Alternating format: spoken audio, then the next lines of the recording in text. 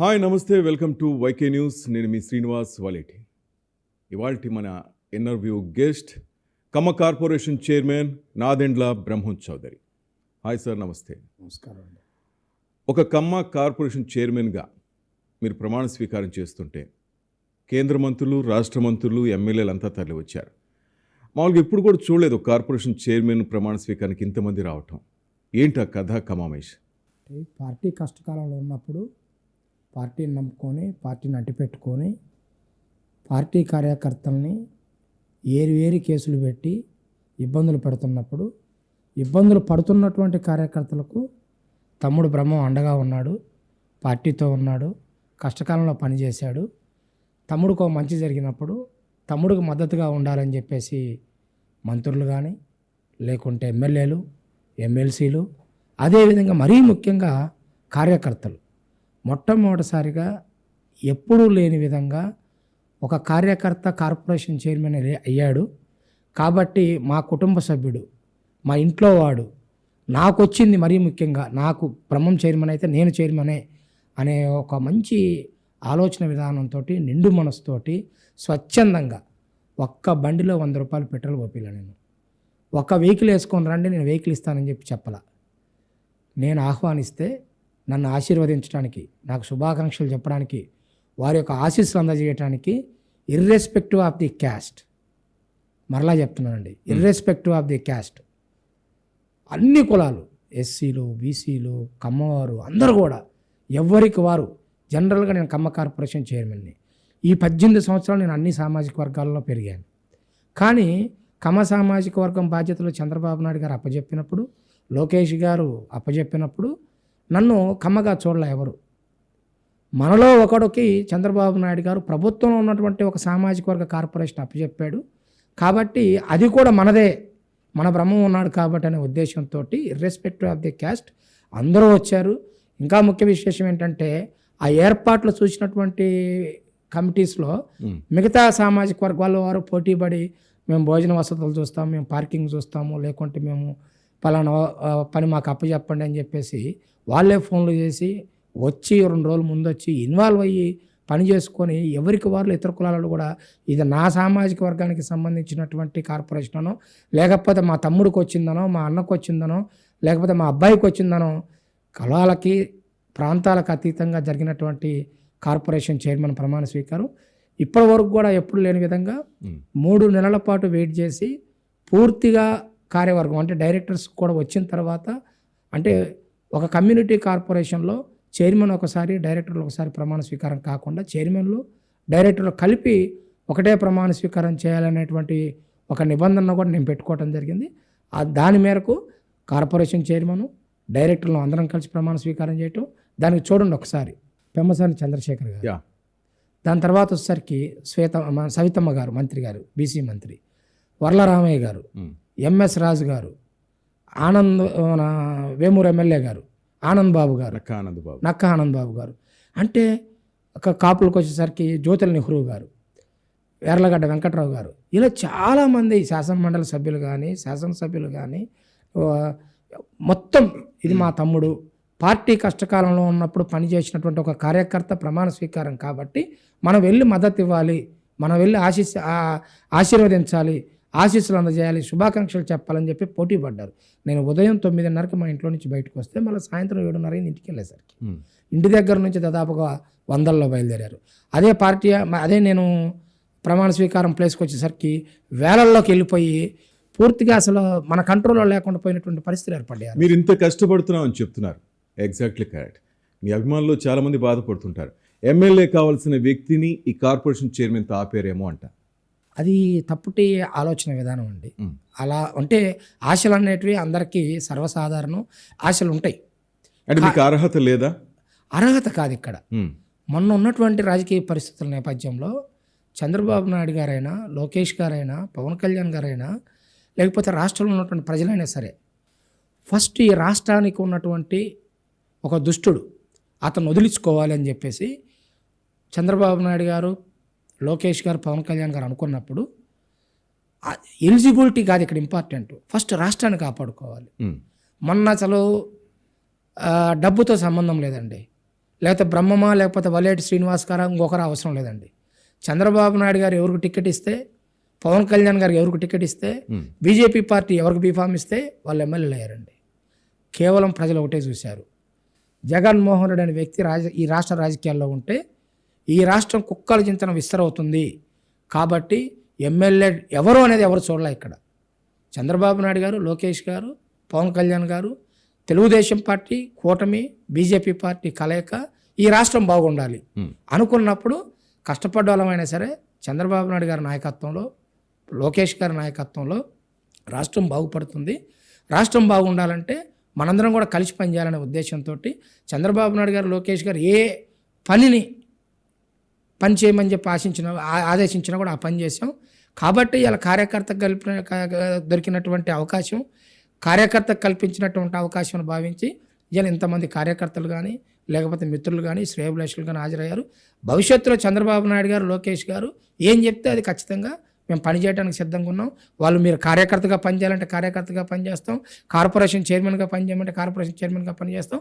ఒకవేళ అవకాశం ఇస్తే భవిష్యత్తులో వాళ్ళు ఏ అవకాశం ఇచ్చినా కూడా అవకాశం ప్రకారం పనిచేస్తాం. మీ మిలిటెన్సీ, మీ కష్టపడే తత్వం, మీ భయపడే తత్వం ఇంకా అలాగే ఉందా? అంటే ఈ స్థాయికి తీసుకొచ్చేయని చాలామంది అంటుంటారు.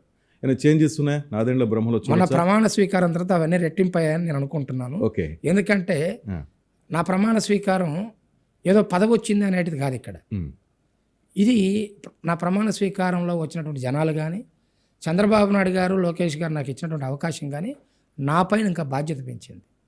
ఖచ్చితంగా ఆ ప్రమాణాన్ని 10 రెట్టింపు ఉత్సాహాన్ని ఇచ్చిందని నేను అనుకుంటా ఉన్నాను. ఖచ్చితంగా ఏ ఉద్దేశంతో అయితే జనరల్గా ఏంటంటే సమాజంలో ఒక చెడు ప్రచారం జరిగింది. కొంతమంది అంటే కమ్మవారు అనగానే సంపన్నులు అనేది ఒకటి ఉంది, కానీ అది తప్పు, 100% తప్పు. అది ఒక 5%, 6% కష్టపడి లేదంటే వారసత్వంగా వ్యాపారాలు వస్తే వాళ్ళు కూడా కష్టపడి డబ్బులు సంపాదించారు. కానీ 95% కమ్మవారిలో కూడా ఎకరము, అరెకరము, 10 సెంట్లు కూడా భూమి లేనటువంటి పేద కమ్మవారు చాలామంది ఉన్నారు. వారిని కూడా ఆర్థికంగా పైకి తీసుకురావాలి, వారి తలసరి ఆదాయం కూడా పైకి రావాలి. అన్ని సామాజిక వర్గాలకి కార్పొరేషన్లు ఉన్నాయి. కాబట్టి ఈ సమాజానికి కూడా కార్పొరేషన్ ఇచ్చి అన్ని సామాజిక వర్గాలతో సమానంగా ఈ యొక్క సామాజిక వర్గాన్ని కూడా పైకి తీసుకురావాలనేది కమ్మ కార్పొరేషన్ యొక్క ఉద్దేశం. కాబట్టి ఖచ్చితంగా కమ్మవారంటే సంపన్నులు మాత్రమే కాదు, పేద కమ్మవారిని ఉన్న స్థితి నుండి ఉన్నత స్థితికి తీసుకురావటం కోసం వాళ్ళకు అవసరమైనటువంటి ఏమున్నాయి, ప్రభుత్వంలో ఉన్నటువంటి వెసులుబాటు ఏంటి, వాళ్ళలో సెల్ఫ్ ఎంప్లాయ్మెంట్ క్రియేట్ చేయాలి. దాంతోపాటు ప్రభుత్వం మరియు ప్రైవేట్ రంగాల్లో ఉద్యోగాలని పెంపొందించాల్సినటువంటి అవసరం ఉన్నది. అంతేకాకుండా పేద విద్యార్థులు చదువు ఆగిపోయిన వాళ్ళకి ఏదైనా స్కిల్ నేర్పించేసి వాళ్ళను కూడా ఏదో ఒక ప్రాంతంలో ఉద్యోగమో లేకపోతే వ్యాపారం చేసుకునేలా తీసుకురావాలి.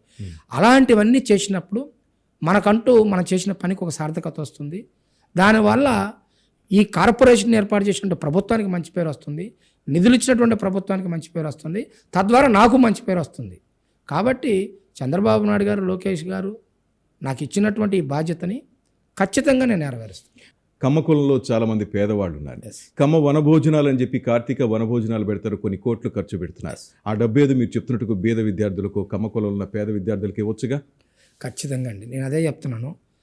కమ్మ సామాజిక వర్గంలో ఉన్నటువంటి ప్రస్తుతం కమ్మ సామాజిక వర్గ సంఘాలను నడిపిస్తున్నటువంటి పెద్దల మొత్తాన్ని నేను ఒకటే విజ్ఞప్తి చేస్తాను వైకే ఛానల్ ద్వారా.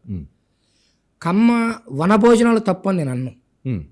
ఒక వనభోజనం ఏర్పాటు చేసుకున్నప్పుడు దాని యొక్క ఉద్దేశం ఏంటంటే అన్ని సామాజిక వర్గాలు వనభోజనాలు చేస్తున్నాయి, ఇలా తప్పులేదు. కానీ కమ్మ సామాజిక వర్గ సంఘాలు వనభోజనాలకు పరిమితం కాకూడదు. నూతన సంవత్సరం వచ్చినప్పుడు, సంక్రాంతి పండుగ వచ్చినప్పుడు సంక్రాంతి సంబరాలకు పరిమితం కాకూడదు. నూతన సంవత్సరం వచ్చినప్పుడు నూతన సంవత్సర క్యాలెండర్ల విడుదలకు పరిమితం కాకూడదు. ఖచ్చితంగా కమ్మ కుటుంబాల్లో ఉన్నటువంటి పేదవారిని పైకి తీసుకురావడం కోసం కమ్మ సంఘాలు పనిచేయాలని చెప్పేసి నేను రిక్వెస్ట్ చేస్తా ఉన్నాను.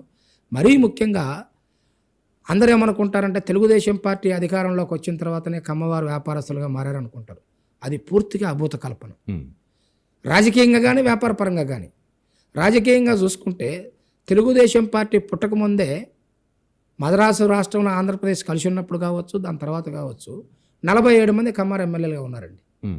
ఏది తెలుగుదేశం పార్టీ పుట్టకముందు. ఉమ్, ఈ రోజు కూడా జనాభా ప్రకారం 82 నియోజకవర్గాల్లో ప్రభావితం చేయగలిగేటువంటి సామాజిక వర్గం ఇది. ఉమ్, తర్వాత రాను రాను ఏమైపోయిందంటే కమ్మ సామాజిక వర్గానికి ఒక చేతి వృత్తి అంటూ లేదు, పర్మనెంట్గా ఒక కుల వృత్తి అంటూ లేదు, ప్రత్యేకమైనటువంటి ఒక ఉపాధి లేదు. ఉమ్. బహుశా ఆ 3 కారణాల వల్లే కావచ్చు ప్రపంచమంతా విస్తరించారు కమ్మవారు. కానీ కమరావతి అని అంటారు, అమరావతిని ఒక రాజధాని కట్టుకుంటున్నారు అంటారు వైసీపీ వాళ్ళు మిమ్మల్ని.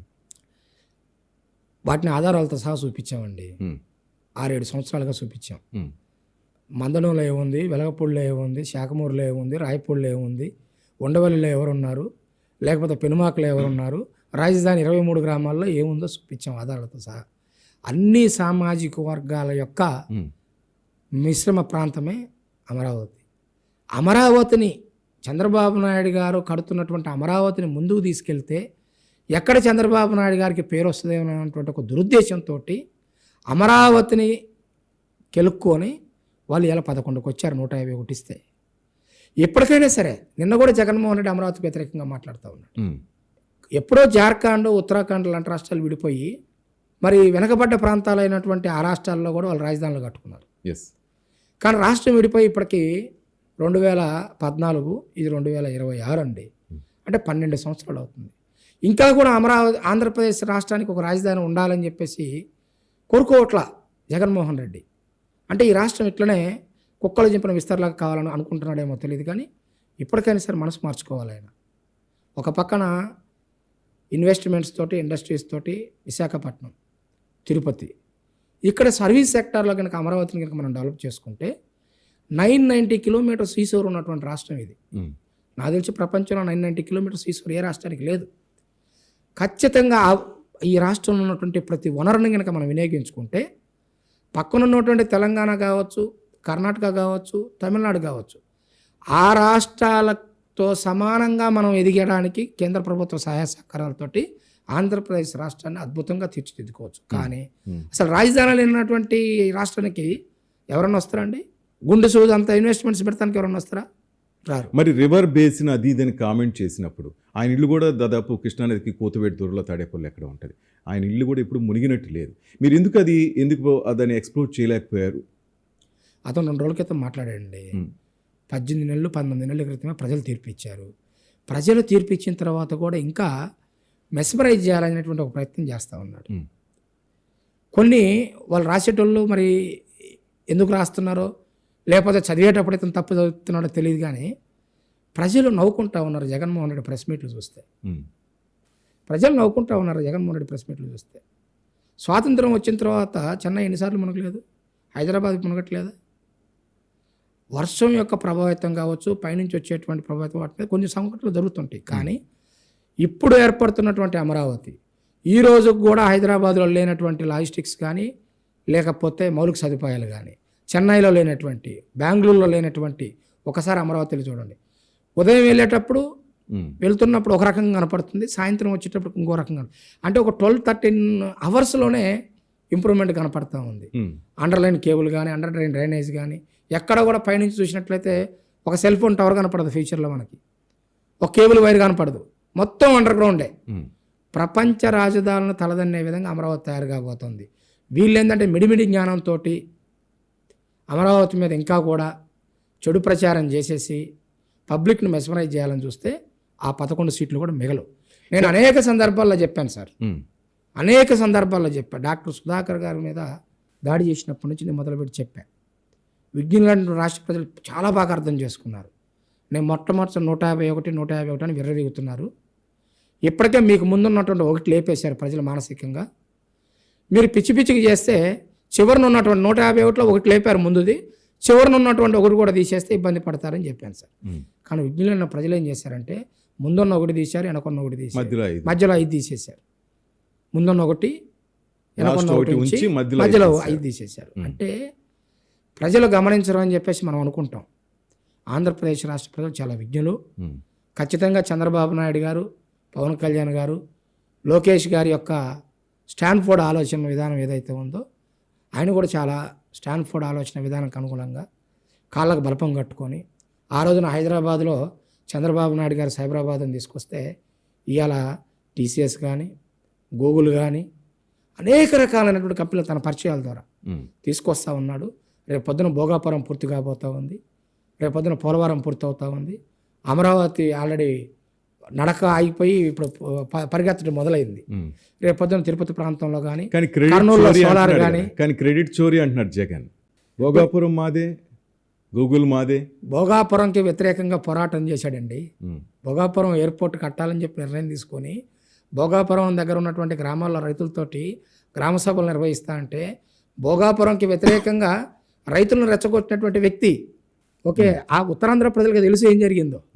కాబట్టి పోలవరం పూర్తయిపోయి, భోగాపురం పూర్తయిపోయి, అమరావతి పూర్తయిపోయి, ఇవాళ కర్నూలు జిల్లాలో కూడా ఏదైతే ఎలక్ట్రానిక్ క్లస్టర్గా సోలార్ని చంద్రబాబు నాయుడు గారు మన నరేంద్ర మోడీ గారు అక్కడ శంకుస్థాపనలు చేశారు. ఆ తర్వాత శ్రీ సిటీ ఏరియాలో తిరుపతి, ఆ ఏరియాలో కనుక ఈ 4 ప్రాజెక్టులు అయిపోయినాయి అనుకోండి, రేపు పొద్దున పులివెందులు అతను తప్ప ఆంధ్రప్రదేశ్ రాష్ట్రంలో ఎక్కడా కూడా వైఎస్ఆర్సీపీ పార్టీ తరఫున పోటీ చేయడానికి కూడా ఒక అభ్యర్థి దొరకడండి.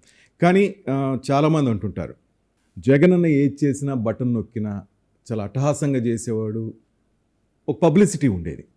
కానీ కూటమి ప్రభుత్వం ఎక్కడో ఈ పబ్లిసిటీలో వెనకబడుతోంది అంటారు, నిజమా? కాదండి. కాకపోతే అతను ఒక సాక్షి పేపరు, ఒక ఛానల్, ఒక టీవీ పెట్టుకొని, లేకపోతే ఇంకొన్ని బ్లూ మీడియా కొన్ని ఛానల్స్ పెట్టుకొని చెయ్యింది కూడా చేసినట్టు చెప్పుకునే ప్రయత్నం చేశాడు. చెయ్యింది కూడా చేసినట్టు చేసే ప్రయత్నం పెట్టుకున్నాడు. ఏ ఒక్క స్కీమ్ కూడా అతను సృష్టించింది లేదండి. ఇవాళ చూసుకోండి, తెలుగుదేశం పార్టీ మొన్నటి వరకు ప్రాంతీయ పార్టీ అయినప్పుడు కూడా జాతీయ భావాజాలాలు ఉన్నటువంటి పార్టీ తెలుగుదేశం పార్టీ. అందులో భాగంగానే రాష్ట్రపతుల నిర్ణయాలు జరిగినాయి. తెలుగుదేశం పార్టీ భాగస్వామ్యంగా ఉన్నటువంటి పార్టీల తరఫున ప్రధానమంత్రుల నిర్ణయాలు జరిగినాయి. అలాంటి ఆలోచన విధానం కలిగినటువంటి తెలుగుదేశం పార్టీ, ఎన్టీ రామారావు గారు అనేక సంక్షేమ పథకాలను ఆయన తీసుకొస్తే ఈ రోజున ఇతర రాష్ట్రాల్లో వేరే పేర్ల మీద కొనసాగుతుండొచ్చు, కానీ ఏది చేసినా కూడా తెలుగుదేశం పార్టీ చేసింది. ఇక్కడ సంక్షేమం అనేది, అభివృద్ధి కూడా తెలుగుదేశం పార్టీ చేస్తూ ఉంది. చంద్రబాబు నాయుడు గారు క్రిస్టల్ క్లియర్గా సంక్షేమం ఒక కన్ను, అభివృద్ధి ఒక కన్ను అని చెప్పి చెప్తా ఉంటే, కేవలం ఆ రోజున ఏమన్నారు, అమ్మఒడి అన్నారు, అందరికీ ఇస్తామన్నారు, కానీ కొందరికే ఇచ్చారు. చెప్పింది చేసింది రెండు ప్రజలకు అర్థం చేసుకున్నారు కాబట్టి ఇలా 11 వచ్చినాయి. మీరు అడిగే ప్రతి ప్రశ్నకి సమాధానం 151-11. నువ్వు చేసి ఉంటే, చేసింది చెప్పుకొని ఉంటే ఎందుకు ప్రజలు ఓటేయరు? నువ్వు చేసింది బూటకం, చెప్పేది అబద్ధం కాబట్టి ప్రజలు నిన్ను విస్మరించారు. మరలా పదే అదే అమరావతి మీద, పదే నువ్వు చేయనటువంటి సంక్షేమం మీద, అసలు జరగనటువంటి అభివృద్ధి మీద ప్రజలకు చెప్పేటువంటి ప్రయత్నం చేసినప్పుడు ప్రజలు చాలా తెలివి కల్లోళ్ళండి. కాబట్టే అతను చేయకుండా కేవలం అప్పులు చేశాడు సార్. 11 లక్షల కోట్ల రూపాయలు అప్పులు చేశాడు. ప్రజలకు ఇచ్చింది 2 లక్షల కోట్ల రూపాయలు. మిగతా 9 లక్షల కోట్ల రూపాయలు ఎవరి జేబులోకి పోయినాయండి? ఎవరి జేబులోకి పోయినాయి? ఒకటే ఎగ్జాంపుల్ చెప్తున్నానండి. పబ్లిక్ డెలివరీ సిస్టమ్ నేను చేశానని చెప్పి నువ్వు చెప్పావు కదా, ఎందుకు మన పేరు నాని మచిలీపట్నం నుంచి మినిస్టర్గా వహించినటువంటి వాళ్ళ గోదాంలో పబ్లిక్ బియ్యం దొరికినాయండి? బియ్యం గింజ కూడా వదలలేదండి వైసీపీ నాయకులు. సెంటు భూమి వదలలేదండి. దోచేసుకున్నారు ఆంధ్రప్రదేశ్ రాష్ట్రాన్ని. ప్రభుత్వంలో 9 లక్షల కోట్లు దోచుకున్నారు, ప్రైవేట్లో ఉత్తరాంధ్రాని ప్రజల భూములు నొక్కేశారు. ఎక్కడన్నా చరిత్రలో ఈ భారతదేశంలో ఇన్ని రాష్ట్ర ప్రభుత్వాలు ఉన్నాయి కదండి, ఏ రాష్ట్ర ప్రభుత్వమైనా పొలాలకు వేసేటువంటి బోర్డర్ స్టోన్స్లో ముఖ్యమంత్రి గారు బొమ్మేస్తారండి? లేకపోతే నా పొలం నాకు వారసత్వంగా మా తాత నుండి, మా నాన్నకి, మా నాన్న నుండి నాకు, రేపొద్దు నా నుండి నా తర్వాత వాళ్ళకి పోవాల్సినటువంటి పొలం నా పాస్బుక్ల మీద నీ ఫోటో ఏంటండి? నా పొలం వద్ద నీ బొమ్మ ఏంటండి? రైట్, మీరు చెప్తుంది కరెక్టే. ప్రతి కార్యకర్త ఇది ఆలోచిస్తుంటారు. యువగళం అప్పుడు కూడా మీ నేత, యువనేత మంత్రి గారు లోకేష్ గారు చాలా చెప్పారు. అంతనాడే ఇంతనాడే గంగరాజు అన్నట్టు పాట పాడుకునే స్థాయికి కార్యకర్తలు వచ్చారు. ఎందుకంటే ఇన్ని మీకు తెలుసు, తప్పు జరిగాయని తెలుసు, రెడ్ బుక్ అన్నారు. మరి అమరావతిలో ఉన్న బుద్ధుడి దగ్గర టీడీపీ నేతలంతా బుద్ధ జపం చేస్తున్నారా? ఏంది మౌనం ఏంటి? అది చేస్తాం ఇది చేస్తామని చెప్పి ఈరోజు చాలామంది కార్యకర్తల్లో మీరు అవునన్నా కాదన్నా ఒక నైరాశ్యం ఉంది, ఒక బాధ ఉంది. ఈరోజు కూడా వాళ్ళు నోరు తీర్చి ఆ విధంగా కామెంట్ చేస్తున్నారంటే మన నేతలకి సరైన దిశానిర్దేశం లేదేమో అంటున్నారు.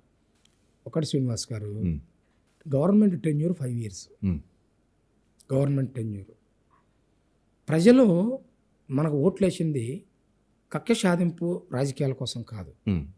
కానీ వాళ్ళు రేపు మేము వస్తే రపారప అంటున్నారు కదా, అక్కడికి మీరు అది ఆలోచించట్లేదు. ప్రజలు కక్ష సాధింపు చర్యల కోసం ఓట్లేసే విధానం ఉంటే ఇంకా కూడా జగన్కి ఇంకొన్ని సీట్లు వచ్చేటి, 11 కాకపోయినా ఇంకొన్ని వచ్చేటి. అతను అలాంటి పనులు చేశాడు కాబట్టి తెలుగుదేశం పార్టీని, కూటమి ప్రభుత్వాన్ని ప్రజలు ఆశీర్వదించారు. ఖచ్చితంగా కార్యకర్తలు ఆశించేది లోకేష్ బాబు గారు 100% ఫుల్ఫిల్ చేస్తాడు. కానీ వాళ్ళలాగా అక్రమ కేసులు పెట్టి ప్రభుత్వం యొక్క సమయాన్ని వృధా చేసుకొని ప్రజలు ఏ ఉద్దేశంతో అయితే మనకి అవకాశం ఇచ్చారో, ప్రభుత్వ అవకాశం ఇచ్చారో దాన్ని సెకండరీగా తీసుకోకూడదు. Principal responsibility, primary responsibility public welfare, state development. Okay. రెండవది, కేసుల విషయానికి వచ్చినప్పుడు ఏదో ఒకరిని తీసుకుపోయి జైల్లో పెట్టడం, లేదంటే తెల్లారి అడ్వకేట్లు కోర్టుకు వెళ్ళటం, కోర్టు బెయిల్ ఇవ్వటం, వాడు బయటికి రావటం, బయటకు వచ్చిన తర్వాత ఇంకెంతకు మించి ఏం చేస్తారు అనేది ఆలోచన విధానం అది కరెక్ట్ కాదు. ఖచ్చితంగా వల్లభనేని వంశీ ఉన్నాడు, చాలా తప్పులు చేశాడు, చాలామంది ప్రజలను భయభ్రాంతులకు గురి చేశారు, చాలామంది ఆస్తులను లాక్కున్నారు, అక్రమంగా అనేక మంది కార్యకర్తల మీద కేసులు పెట్టారు. నా ఇంటికి వచ్చాను నా మీద దాడి చేయడానికి. కొడాలి నాని విషయంలో నేను మాట్లాడితే వల్లభనేని వంశీ నా ఇంటికి వచ్చాడు నా మీద దాడి చేయడానికి. నేను ఆ రోజు చెప్పా, అప్పటికి ఇంకా 4 సంవత్సరాల ప్రభుత్వం ఉంది. నేను ఆ రోజు చెప్పా, వంశీ నీ ఇంటికి నా ఇల్లు ఎంత దూరం, నా ఇంటికి కూడా నీ ఇల్లు అంతే దూరం. నువ్వు నా ఇంటికి వస్తే నేను నీ ఇంటికి వస్తాను. నువ్వేదో రోజు మొత్తం మీద ఒక అరగంట ఖాళీగా ఉండి టైంపాస్కి నా ఇంటికి వచ్చావేమో, నేను సీరియస్గా నీ ఇంటికి వస్తాను చెప్పా. కొడాలి నానికి చెప్పా. జోగి రమేష్ చంద్రబాబు నాయుడు గారి ఇంటి దగ్గరకు వస్తే అప్పటికింగా ఆయన ఎమ్మెల్యేనే, కానీ నేను చంద్రబాబు నాయుడు గారి ఇంటి దగ్గరికి ఎవరో వచ్చారు గొడవ చేస్తారంటే నేను టీవీలో చూసి పరిగెత్తా అక్కడికి. మేము అడ్డుకున్నాం. నేనే కాదు, ప్రతి సగటు కార్యకర్త ఇలా ఈ విషయాలని, వాళ్ళకేం నష్టం, కార్యకర్తలు నాకు ఇది నష్టం చేశాడు కాబట్టి వాళ్ళని లోపల పెట్టాలని కోరుకోవట్లా. చంద్రబాబు నాయుడు గారి ఇంటికి ఆ రోజు జోగి రమేష్ వచ్చాడు. ఎందుకు వచ్చాడండి? Z+ category protect Chandrababu Naidu గారు, మాజీ ముఖ్యమంత్రి సుదీర్ఘకాలం. అలాంటి మీకు దాడికి వస్తారండి? లేకపోతే రాజకీయాలకు ఏ రోజైనా సరే దూరంగా ఉండి ఒక సెక్రటేరియట్లో కానీ, ఒక అసెంబ్లీలో కానీ, రాజకీయ పార్టీ మీటింగ్లు కానీ ఎక్కడికి రాకుండా వాళ్ళ పని వాళ్ళు చేసుకుంటున్నటువంటి నందమూరి తారక రామారావు గారి కూతురు భువనేశ్వర్ గారు ఏం చేశారండి? బునమ్మ గారిని వ్యక్తిత్వ హననం చేస్తారండి వీళ్ళు. చంద్రబాబు నాయుడు గారు చాలా మనోధైర్యంగా ఉంటారు. ఏదైనా బాధ ఉన్నా కూడా ఆయన మొహంలో కలపనేడు. ఎందుకంటే ఒక ఓల్డ్ క్లాస్ ఇమేజ్ ఉన్నటువంటి లీడరు, ఒక 40 సంవత్సరాలు పార్టీని నడుపుతున్నటువంటి నాయకుడు, మనోధైర్యాన్ని కోల్పోయినటువంటి ఇమేజ్ కనుక కార్యకర్తలు కనపడితే వాళ్ళు ఇంకా డేలా పడిపోతారు. ఓకే, ఆయన ధైర్యంగా ఉండాలి. అందుకని ఎన్ని ఆటుపోట్లు వచ్చినా కూడా కార్యకర్తతో మాట్లాడేటప్పుడు కానీ, ప్రజలతో మాట్లాడేటప్పుడు కానీ ఎక్కడ కూడా తన బాధను కనపడినాడు. ఈవెన్ లోకేష్ గారు, చంద్రబాబు నాయుడు గారు జైలుకి వెళ్ళినప్పుడు చంద్రబాబు నాయుడు గారు తనయుడిగా ఒక్కడు ఎంత బాధపడి ఉంటాడండి, ఎంత బాధపడి ఉంటాడు, ఎంత మానసిక బలిమించుంటాడు లోకేష్ గారు. కానీ ఎక్కడ కూడా బాధపడితే, లేకపోతే కంటంబడి నీరు పెడితే బస్సులో ఎక్కడన్నా బాధపడ్డారో కానీ బయటకు మాత్రం మాలాంటి వాళ్ళతో కూడా మనం ధైర్యంగా ఉండాలా, ఏం కాదు, మనం తప్పు చేయలేదు కాబట్టి మనం ధైర్యంగా ఉండాలి. అప్పుడు కార్యకర్తలు ధైర్యంగా ఉంటారు, ప్రజలు ధైర్యంగా ఉంటారు. ఎక్కడ కూడా మనము సహనం కోల్పోకూడదు. ఎక్కడ ఎవరిని వ్యక్తిగత విమర్శలు వద్దు, లేకపోతే వ్యక్తిత్వ హననం వద్దు, ఆస్తి నష్టాలు చేయటం కానీ ఇట్లాంటివి చేయొద్దు. శాంతియుత మార్గంలో, గాంధేయ మార్గంలో టెంట్లు వేసుకొని మన బాబు గారికి మద్దతు తెలుపుదాం. అంతేగాని వాడికి మనకు తేడా ఏముండదు జగన్ గారికి అని చెప్పారు. ఇప్పుడు కార్యకర్తలకు వచ్చేసరికి శ్రీనివాస్ గారు, వల్లభనేని వంశీ తప్పు చేశాడు, జైలుకి పోయి వచ్చాడు. జోగి రమేష్ తప్పు చేశాడు, ఈరోజు జైల్లో ఉన్నాడు. లేకపోతే ఏ తప్పు చేయని మీ అధినేతని 53 రోజుల పాటు జైల్లో ఉంచారు సార్, రాజమండ్రి సెంట్రల్ జైల్లో. చాలా మంది కార్యకర్తలు ఏ తప్పు చేయకుండా జైల్లో పెట్టారు కాబట్టే 164 సీట్లు ఇచ్చారండి ప్రజలు. ఈ యొక్క ఇంత దారుణమైనటువంటి పరిస్థితి ఇవాళ మన జరిగినటువంటి రీసెంట్ ఒక 5-6 నెలల ఎలక్షన్స్ చూసుకోండి, మన గవర్నమెంట్కి ముందు కానీ గవర్నమెంట్ తర్వాత కానీ ఏ రాష్ట్రంలో రాలేదు ఇంత మెజారిటీస్. మిగతా రాష్ట్రాలు కూడా కూటమిలు ఉన్నాయి, కానీ కేవలం చంద్రబాబు నాయుడు గారిని టచ్ చేస్తే ప్రజలు ఐక్యం అయ్యారు, ప్రజలు ఏకాభిప్రాయానికి వచ్చారు, ఆ విజయం ఇచ్చారు. అది చంద్రబాబు నాయుడు గారు టచ్ చేసాం కాబట్టి కాదు ఇది వచ్చిందని వాడు అనుకుంటే అది వాడు భ్రమ. కానీ కార్యకర్తల్లో మీరు అసంతృప్తి అని మాట్లాడుతూ ఉన్నారు. ఈరోజు లేదు అది. ఖచ్చితంగా రెడ్ బుక్ మరలా పనిచేస్తుంది. కానీ చంద్రబాబు నాయుడు గారు మిగతా రాజకీయ పార్టీల నాయకుల లాగా ఆయన కక్ష సాధింపు చర్యలకి ఖచ్చితంగా చంద్రబాబు నాయుడు గారు 2-3 పేజీలో ఓపెన్ చేశారు, మిగతా ఓపెన్ చేయలేదన్నారు లోకేష్. ఎప్పుడు సంక్రాంతికి ఓపెన్ చేయబోతున్నారు ఆ పేజెస్? సంక్రాంతి, శివరాత్రి లేకపోతే ఉగాది కాదు సార్. Tenure 5 years. 5 yearsలో కార్యకర్తలకి ఇచ్చినటువంటి మాట నిలబెట్టుకుంటారు, ప్రజలకు ఇచ్చినటువంటి సంక్షేమ అభివృద్ధి 2 నిలబెట్టుకుంటూ ఉంటారు, సంస్థాగతంగా పార్టీని బలోపేతం చేసుకుంటూ ఉంటారు.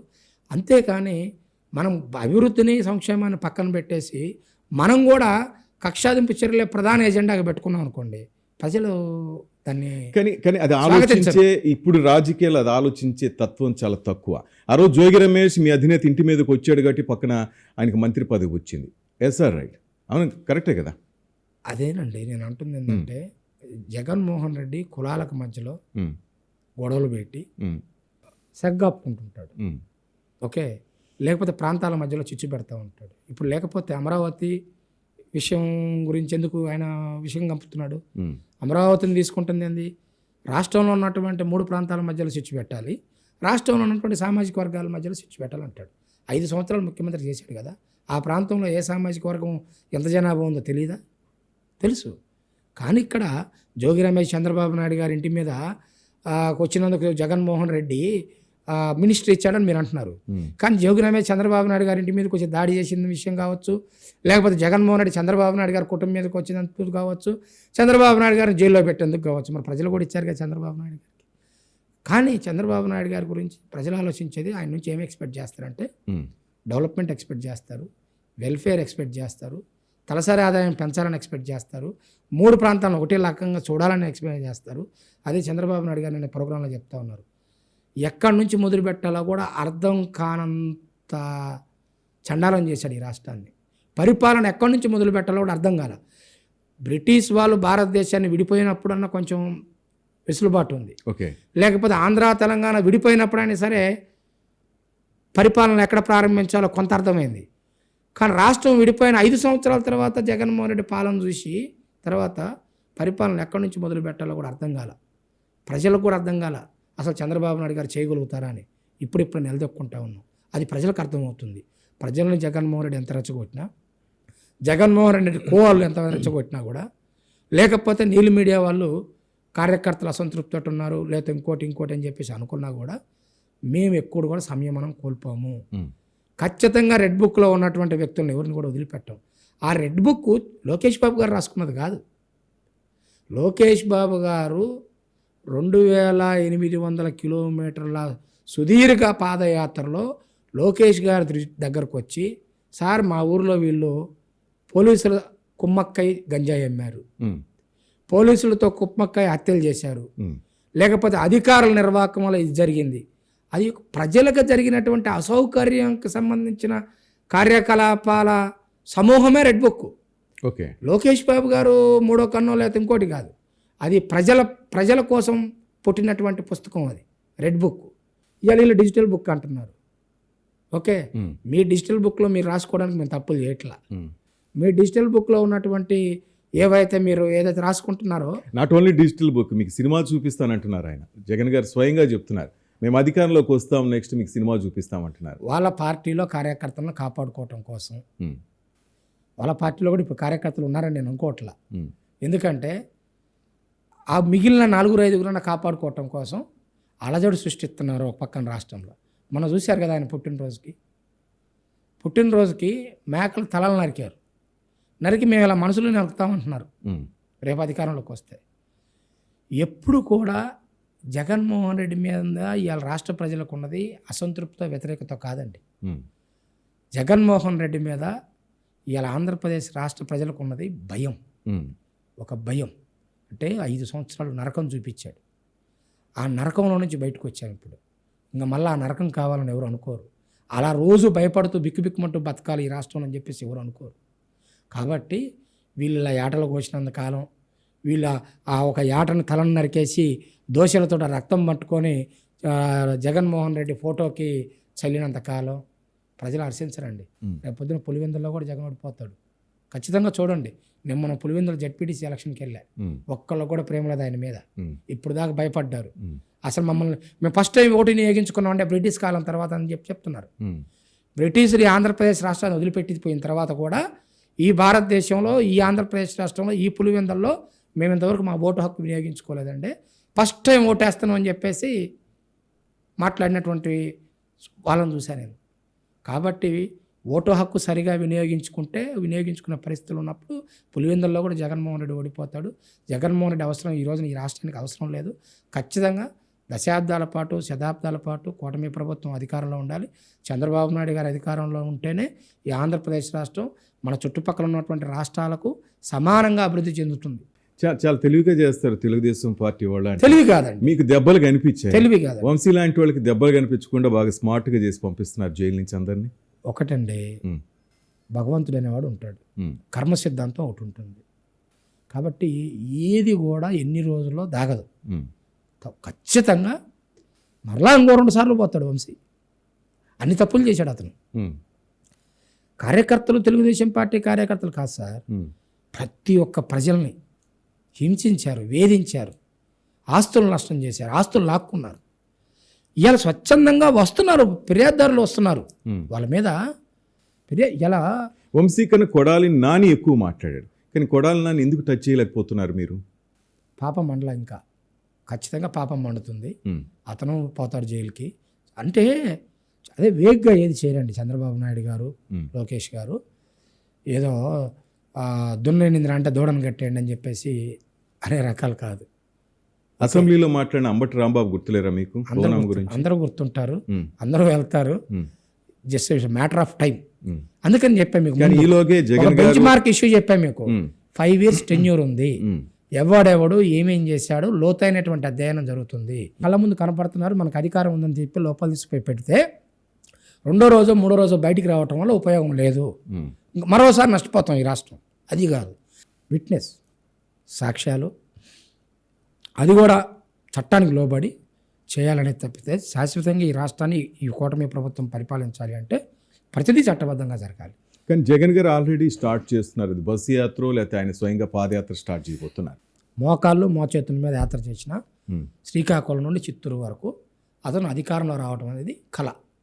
ఎందుకంటే అతని పరిపాలన భయంకరం, భయానకం. ఎందుకంటే ఈ రాష్ట్రంలో నివసిస్తూ గాలి పీల్చుకుంటూ ఉన్నటువంటి ప్రతి వ్యక్తి కూడా అతనికి బాధితుడేనండి, ఉమ్, ఇర్రెస్పెక్టివ్ ఆఫ్ ది క్యాస్ట్. కాకపోతే ప్రత్యర్థి పార్టీలు అధికారంలోకి వచ్చినప్పుడు ఫస్ట్ టార్గెట్ అవుతుంది కమ్మ సామాజిక వర్గం ఉమ్, ఇప్పటిదాకా. ఉమ్, కానీ మొన్న జగన్మోహన్ రెడ్డి గవర్నమెంట్లో నాట్ ఓన్లీ కమ్మారు. ఏంటండి, 68 సంవత్సరాల వయసులో గుంటూరులో రంగనాయకమ్మ ఒక మహిళ ఎల్జీ పాలిమర్స్ విషయంలో ఒక పోస్ట్ పెడితే సిఐడిబి అరెస్ట్ అండి. మాసు కోసం డాక్టర్ సుధాకర్ ఎస్సీ సామాజిక వర్గం మాట్లాడితే ఆయన మీద దాడి. పల్నాడులో విక్రమ్, కిరణ్, ఇక్కడ నరసాపురం దగ్గర రాజోల్ దగ్గర ఒక ఎస్సీ విద్యార్థి, ఒక ఎస్సీ నిరుద్యోగి వాళ్ళ ఊర్లో ఉన్నటువంటి సంపద ఇసుక తీసుకుపోతుంటే ప్రశ్నించాడు, ఎక్కడ తీసుకెళ్తున్నారు మా ఊరు ఇసుక అని చెప్పేసి అడిగితే పోలీస్ స్టేషన్లో గుండు కొట్టారండి. ఉమ్, పోలీస్ స్టేషన్లో గుండు కొట్టారు యువకుడు. ఇలాంటి ఎన్నో అరాచక కీచక పనులు చేశారండి వాళ్ళు. కాబట్టి ఒకరిని కాదు, వాళ్ళు ఎవరిని వదిలిపెట్టలేదు. ఆంధ్రప్రదేశ్ రాష్ట్రంలో గాలి పీల్చుకునే మనిషి అనేవాడిని. జగన్ మీద ఒక భయానకమైనటువంటి భయం ఉంది ప్రజల్లో. ఆ భయం వ్యతిరేకత అసంతృప్తి సంతృప్తో, లేకపోతే ఆ సంతృప్తి కాస్త ఓటుగా మారే అవకాశం ఎక్కడ లేదు. 2014 నుంచి 19 వరకు విజ్ఞులైనటువంటి ప్రజలు చంద్రబాబు నాయుడు గారికి అవకాశం ఇచ్చి ఒక క్షణిక ఆవేశంలో జగన్మోహన్ రెడ్డి పేపర్ కావచ్చు, లేకపోతే ఛానల్ కావచ్చు, అండుకో ఛానల్స్ కావచ్చు, ఒక పదే చెప్పిన అబద్ధాన్ని చెప్పకుండా చెప్పి పబ్లిక్ని మెస్మరైజ్ చేసి అధికారంలోకి వచ్చారు. ఒక ఛాన్స్ అని అడిగాడు. అదే అధికారంలోకి వచ్చారు. వచ్చిన తర్వాత సినిమా చూపించాడు. ఇప్పుడు అన్నారు కదా మాకు సినిమా చూపిస్తాను, వాళ్ళు చూపించారు ఆల్రెడీ. ఉమ్, ఇంకోసారి వాళ్ళ సినిమా చూడటానికి ప్రజలు రెడీగా లేరు. అంటే మరొక ఛాన్స్ ఇవ్వరంటారా? లేదు, అసలు అవకాశమే లేదు. ఎందుకంటే నేను అదే చెప్తున్నాను సార్ శ్రీనివాస్ గారు, 14 నుంచి 19 వరకు చంద్రబాబు నాయుడు గారు చేసినటువంటి అభివృద్ధి చూడండి. ఆ రోజు అమరావతి విషయంలో ఆర్బీఐకి లేఖలు రాశారు వీళ్ళు, వరల్డ్ బ్యాంక్ మెయిల్స్ పెట్టేవాళ్ళు, ఎన్జీటీకి ఫిర్యాదులు చేసేవాళ్ళు, సుప్రీంకోర్టుకు పోయి ఆపేవాళ్ళు, అమరావతి మీద ఆపేశారు. ఇవాళ ఇంకెవడు ఆపలేడు. లీగల్గా చట్టబద్ధంగా అమరావతికి రావాల్సిన అన్ని హక్కులు వచ్చినాయి, సంక్రమించేసినాయి. ఇలా వల్ల కాదు, ఇలా పరిగెత్తుంది అమరావతి. అయితే ఇప్పుడు అతని మీద భయం ఉంది కదా. 24లో మళ్ళీ చంద్రబాబు నాయుడు గారిని అవకాశం ఇచ్చారు. అతని భయము, అతని సినిమా చూసిన తర్వాత అతను రప్పరప్ప చూశారు. ఇప్పుడు అధికారం ఇచ్చారు చంద్రబాబు నాయుడు గారికి. కాబట్టి మరలా 19లో జగన్కి అవకాశం ఇస్తే మళ్ళా మొదటికి ఎట్లా వచ్చిందో, రేపు భవిష్యత్తులో ఎప్పుడన్నా ఆ విధంగా ఆలోచించారనుకోండి ఎవరన్నా, మరలా మొదటికి వెళ్తుంది, మళ్ళీ 14కి వెళ్తాం. కాబట్టి ఖచ్చితంగా చంద్రబాబు నాయుడు గారిని వదులుకోవడానికి ప్రజలు సిద్ధంగా లేరు. తండ్రి కొడుకులు ఇద్దరు కూడా వాళ్ళ కుటుంబాలను వదిలేసి, లోకేష్ గారు కూడా చూడండి, చంద్రబాబు నాయుడు గారికి పోటీ ఎవరంటే లోకేష్ గారే. పరిశ్రమలు తీసుకోవటంలో, పెట్టుబడులు తీసుకురావటంలో ఆయన ఒక కంట్రీ పోతే ఈయన ఒక కంట్రీ వెళ్తున్నారు. వెళ్ళి అసలు ఇట్స్ నథింగ్ బట్ భిక్షాటనండి.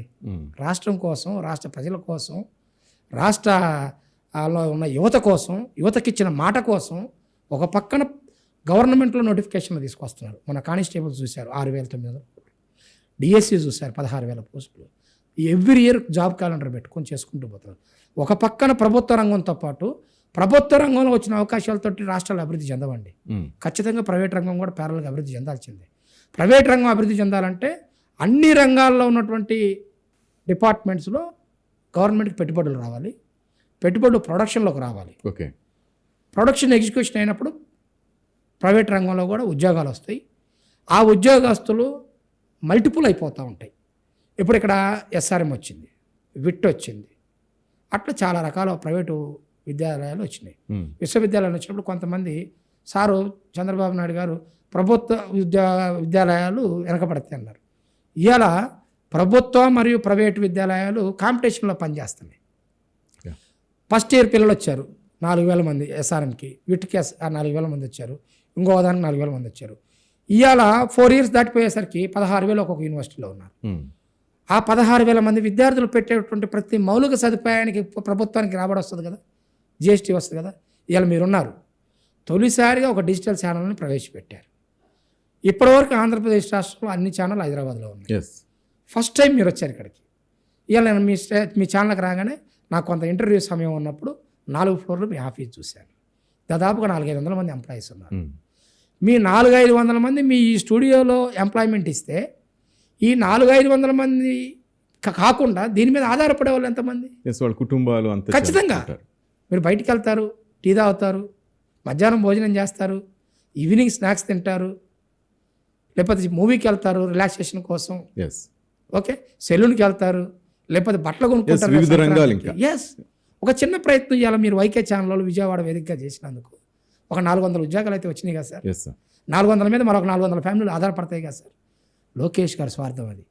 పరిశ్రమలు తేవాలి, పెట్టుబడులు తేవాలి, అప్పుడే ఈ రాష్ట్రం యొక్క ఇన్కమ్ పెరిగిద్ది, తలసరి ఆదాయం పెరిగిద్ది. తలసరి ఆదాయం పెరిగినప్పుడు రాష్ట్ర ప్రజలు సంతోషంగా ఉంటారు. Irrespective of the caste, irrespective of the community or region, okay, ఈ ప్రాంతానికి బాగుండాలనేది. ఇలా చంద్రబాబు నాయుడు గారు హైటెక్ సిటీకి బీజం వేసినప్పుడు చాలామంది విమర్శించారు సార్. నాకు తెలుసు, నేను అప్పుడు డిగ్రీ చదువుతున్నా, భూమి పూజ జరుగుతున్నప్పుడు ఆ బిల్డింగు, పాత బిల్డింగు పావురాలు గూడు పెట్టుకోవడానికి మనకు వస్తాయి అన్నారు. ఇలా పావురాలు గూడు పెడుతున్నాయా లేకపోతే ఎలా అయిపోయిందో మనం చూసాం. పావురాలు గూడు పెట్టే స్థలం లేదు ఇక్కడ, లేదు. ఇవాళ చూడండి, ఒక అమరావతి అనేది కనుక ఒక 2-3 years తర్వాత 1,00,000 కోట్ల రూపాయల సంపద అండి. అది 2028 చూడొచ్చా, ఒక రూపు చూడొచ్చా? అమరావతి తెలుగుదేశం పార్టీ ఆస్తి కాదు, పోలవరం తెలుగుదేశం పార్టీ ఆస్తి కాదు, భోగాపురం తెలుగుదేశం పార్టీ ఆస్తి కాదు, రాయలసీమలో వస్తున్నటువంటి ఫ్యాక్టరీలు కానీ పరిశ్రమలు కానీ తెలుగుదేశం పార్టీ ఆస్తి కాదు.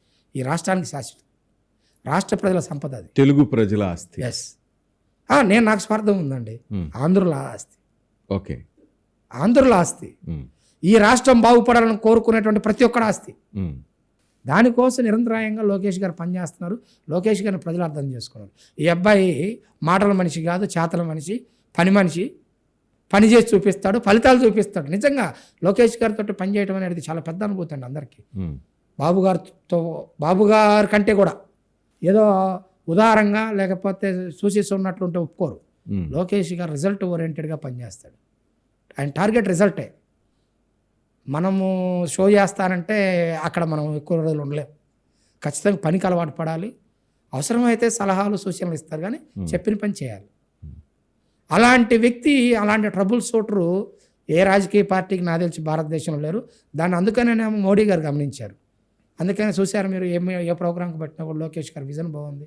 లోకేష్ గారు చంద్రబాబు నాయుడు గారు లాగా తాత్కాలికంగా ఆలోచించండి. లోకేష్ గారు తాత్కాలికంగా ఇబ్బందులు ఉంటాయి, ఫేస్ చేద్దాం ఉంటాడు, కానీ దీర్ఘకాలికంగా ఇటీవల ఆయన చేసిన ప్రతి ప్రయత్నం కూడా రాజకీయ పార్టీని సంస్థాగతంగా బలోపేతం చేయడం కోసం లోకేష్ గారు ఏ నిర్ణయం తీసుకున్నా కూడా దీర్ఘకాలిక నిర్ణయాలు తీసుకున్నారు. అంటే తండ్రికి తగ్గ తనయుడా, తండ్రిని మించిన తనయుడా? 40 సంవత్సరాల తెలుగుదేశం పార్టీ రాష్ట్ర చరిత్రలో ఎప్పుడన్నా మనం కడపలో మానాడు పెట్టామా? పెట్టాలనే ఆలోచన వచ్చిందా? ఫస్ట్ టైం, మొదటిసారి పెట్టాలనే ఆలోచన వచ్చిందా? రాలా. 40 సంవత్సరాల తెలుగుదేశం పార్టీ చరిత్రలో జడ్పీటీసీ ఎప్పుడన్నా పులివెందులు గెలిచామా? లేదు. ఒంటిమిట్ట గెలిచామా? లేదు. కానీ ఇలా 90% సీట్లు, ఎమ్మెల్యే సీట్లు గెలిచాము కడపలో. తన సొంత మండలమైనటువంటి ఎలక్షన్ చేసి గెలిచాం సార్. ఆయనలాగా సెలక్షను లేకపోతే ఇనానిమస్లో చేసి మేము గెలవాల. పోలింగ్ బూత్లో ఏజెంట్ని పెట్టి, పోలింగ్ బూత్ బయట ఓటర్ స్లిప్లు పంచి, నిలబడ్డటువంటి క్యాండిడేట్కి పాంప్లెట్ కొట్టి, నిస్వార్థంగా ప్రతి ఇంటికి వెళ్ళి 2024లో కూడా వైసీపీ పార్టీకి ఓటేసిన వాళ్ళ ఇంటికి కూడా వెళ్ళి అభ్యర్థి దండం పెట్టి ఈ సూపర్ 6 పథకాలు ఏవైతే ఉన్నాయో అవి చేసి చూపించి, వస్తున్నాయో లేదో అడిగి ఓటు అడిగి వేయించుకున్నాం. రేపు కూడా మేము అదే చేయబోతా ఉన్నాం. చెప్పినవి చేయనివి అన్నీ లోకేష్ గారు చేసి చూపిస్తారు. పవన్ కళ్యాణ్ గారు పూర్తిగా సహాయ సహకారాలు అందిస్తున్నారు. చంద్రబాబు నాయుడు గారు కష్టపడుతున్నారు. కాబట్టి మాకు ఇప్పుడు అసలు భయం లేదండి. ఆంధ్రప్రదేశ్ రాష్ట్రంలో మనం ప్రజలు 5 సంవత్సరాలకు వచ్చేటువంటి ఒక ఎలక్షన్ రోజు ఒక 10 నిమిషాలు లైన్లో నిలబడి చంద్రబాబు నాయుడు గారికి, కూటమి ప్రభుత్వానికి, పవన్ కళ్యాణ్ గారికి, లోకేష్ గారి నాయకత్వంలో వచ్చేటువంటి పరిశ్రమలో పెట్టుబడులు చూసి ఓటు గనక 5 సంవత్సరాల్లో 1 గంట సేపు నిలబడి ఓటేస్తే 5 సంవత్సరాలు మనం గుండె మీద చేసుకుని నిద్రపోవచ్చు. అమరావతిని 2028కి ఒక రూపు చూడొచ్చా, లేక వైసీపీ వాళ్ళు అంటున్నట్టు ఇంకా గ్రాఫిక్స్ అనుకోవచ్చా? వైసీపీ వాళ్ళు ఇప్పుడు గ్రాఫిక్స్ అన్నారు, గతంలో కూడా గ్రాఫిక్స్ అన్నారు. ఒక్కొక్క లీడరు ఒక్కొక్క వ్యాఖ్య చేశారు. వైసీపీ వాళ్ళు భ్రమరావతి అన్నారు, ఇంకొకడెవడో ముందుకొచ్చి కమరావతి అన్నారు, ఇంకొకరు శ్మశానం అన్నారు, ఇంకొకరు ఎడారి అన్నారు, ఇంకొకరు మునుగుతుంది అన్నారు. ఓకే, ఇవన్నీ కూడా తప్పు అని చెప్పేసి అమరావతి నిరూపించుకుంది. అమరావతికి చట్టబద్ధత వచ్చింది. అమరావతికి సెల్ఫ్ సస్టైనబిలిటీ ప్రాజెక్టుగా చంద్రబాబు నాయుడు గారు క్రియేట్ చేశారు. ఖచ్చితంగా దానికి మంచి నిధులు కూడా రావడానికి అవకాశం ఉంది. ఖచ్చితంగా ప్రపంచానికి తలదనేటువంటి రాజధాని ఒకటి. ఆంధ్రప్రదేశ్ ప్రజలు ఏ విధంగానైతే మన రాజధాని ఉండాలని కోరుకుంటున్నారో చంద్రబాబు నాయుడు గారు దానికి అనుకూలంగా ఒక విజన్ని, ఒక రూట్ మ్యాప్ని, ఒక బ్లూ ప్రింట్ని తయారు చేసుకున్నారు. రాజీ లేనటువంటి విధంగా ముందుకు పోతూ ఉంది. ఇప్పుడు నారాయణ గారికి తోడు పెమ్మసాని చంద్రశేఖర్ గారికి కూడా బాధ్యత అప్పచెప్పారు. చాలా విజన్ ఉన్నటువంటి చంద్రబాబు నాయుడు గారి విజన్ అందిపుచ్చుకున్నటువంటి నాయకులు ఎవరు, లోకేష్ గారు కానీ, పెమ్మసాని గారు కానీ. కాబట్టి ఇవాళ నేను ఒక రోజు వారానికో లేకపోతే 10 రోజులకి ఒకసారి రాజధానిలోకి వెళ్తుంటే ఏదైనా పనులు ఉన్నప్పుడు లాస్ట్ వీక్ ఉన్నటువంటి విధంగా ఒక వారంలో చేంజెస్ ఉంటాయి. రోడ్డు పడిపోవటము, లేకపోతే వైరింగ్ లాగటము, అలా. అంటే అమరావతి రాజధాని లేటెస్ట్ రాజధాని. హైదరాబాద్ వెళ్ళి చూస్తేనే మంచి రాజధాని, చాలా బ్యూటిఫుల్గా ఉంది అనుకుంటాం కదా. దాన్ని తలదన్నే విధంగా అమరావతి రాబోతూ ఉంది. రాష్ట్ర బడ్జెట్కి అమరావతికి సంబంధం లేదు. ప్రజలు ఉచితంగా భూమి ఇచ్చారు చంద్రబాబు నాయుడు గారిని చూసి. ఈ రోజున చంద్రబాబు నాయుడు గారు కూడా వారి కళలను నెరవేర్చాలి అనేటువంటి ఉద్దేశంతో 5 కోట్ల మంది రాష్ట్ర ప్రజల యొక్క ప్రతిరూపం అమరావతి. ఆ విధంగా ముందుకు పోవాలి. అంటే రెండో విడత భూసేకరణలో కొంత ఇబ్బందులు తలెత్తుతున్నాయి అంటారు, నిజమేనా? అదంతా కూడా బ్లఫ్ అండి. ఈరోజు ఉదయం కూడా మన ఛానల్లోకి వచ్చేటప్పుడు నేను చూశాను, 2 గ్రామాల్లో గ్రామ సభలు జరిగినాయి. 2 గ్రామాల్లో గ్రామ సభల్లో ఆ గ్రామంలో ఉన్నటువంటి అన్ని కులాల వారు, ఒక్కళ్ళు కూడా లేరు, అన్ని కులాల వారు వచ్చి అమరావతి కట్టండి. మీరు అంటున్నది ఎక్కడంటేనండి, ఎక్కడో ఒకరో ఇద్దరు అసంతృప్తి. ఏం అసంతృప్తి? తొందరగా కావట్లేదని. దానికి కారణం ఎవరు? వైసీపీ. ఓకే. అమరావతి పట్ల ఆ రోజున తెలుగుదేశం ప్రభుత్వం కానీ ఈ రోజున కూటమి ప్రభుత్వం అనుకూలంగా సానుకూలంగా కసితో ఉంది.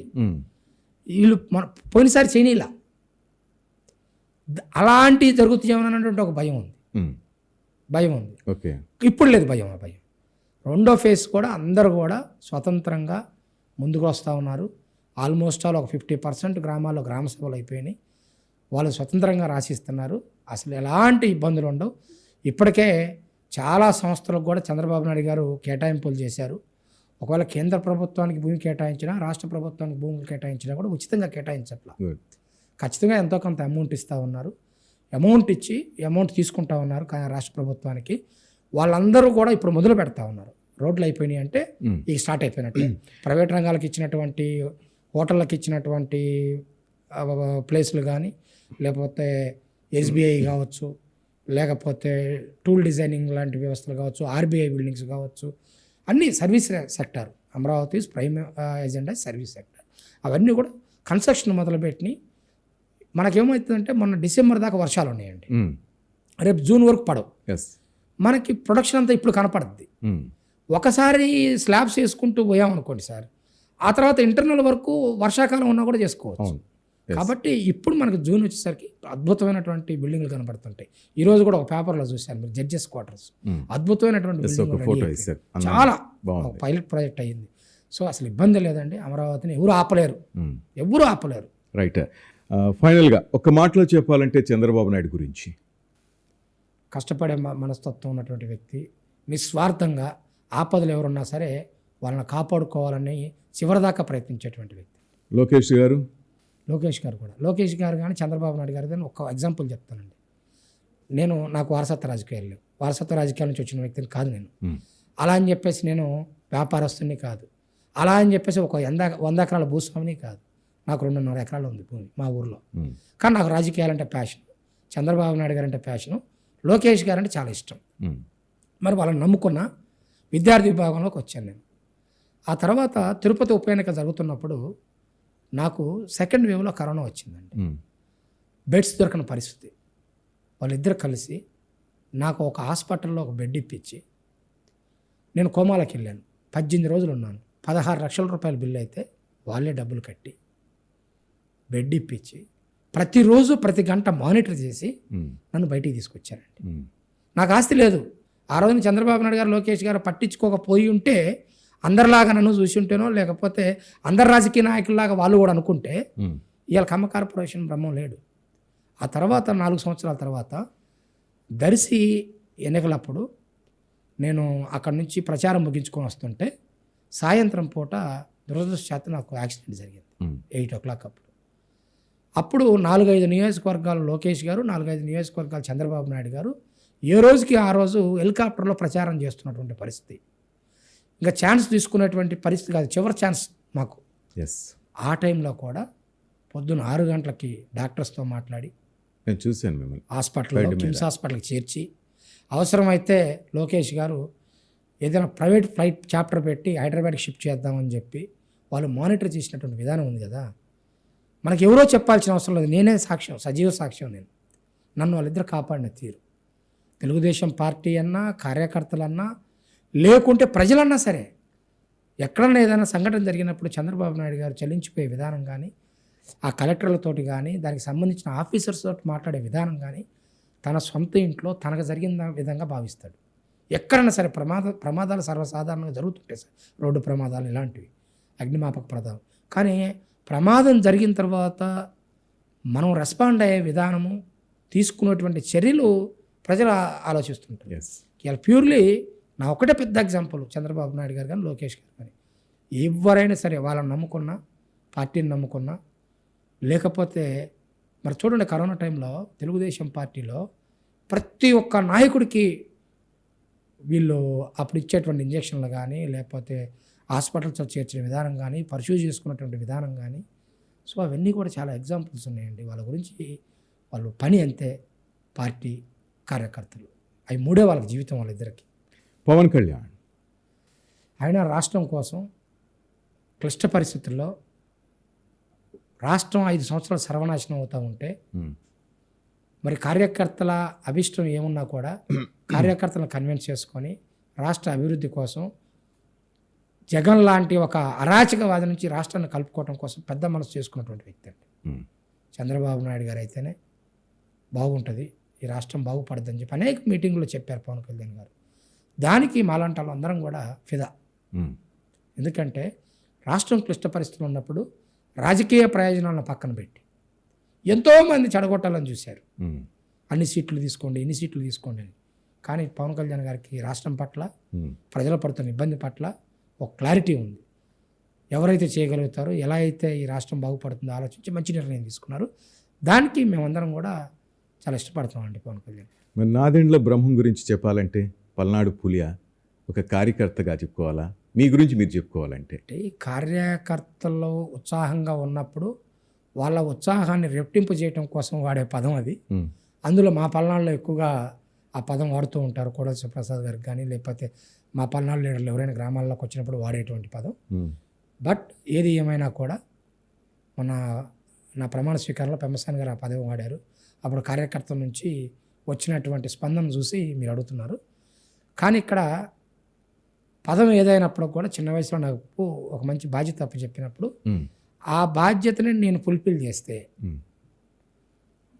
ఎవరైతే నష్టపోయి ఉన్నారో, ఎవరైతే ప్రభుత్వం నుంచి ఆశగా ఎదురు చూస్తున్నారో, కమ్మ కార్పొరేషన్ పేరుకైనా ఏమైనా చేస్తుందా అని చెప్పేసి ఆశతో ఉన్నారో, వారందరినీ దగ్గరకు తీసుకొని వారి యొక్క అవసరాలను కనుగొని ప్రభుత్వం దృష్టికి తీసుకెళ్ళి, అన్ని డబ్బులతో కావండి, కొన్ని వాళ్ళకి న్యాయ సలహా అవసరం పడుతుంది. వాళ్ళ దగ్గర డబ్బులు ఉండవు, డబ్బు అవసరం లేదు, కాకపోతే న్యాయ సలహా కావాలి.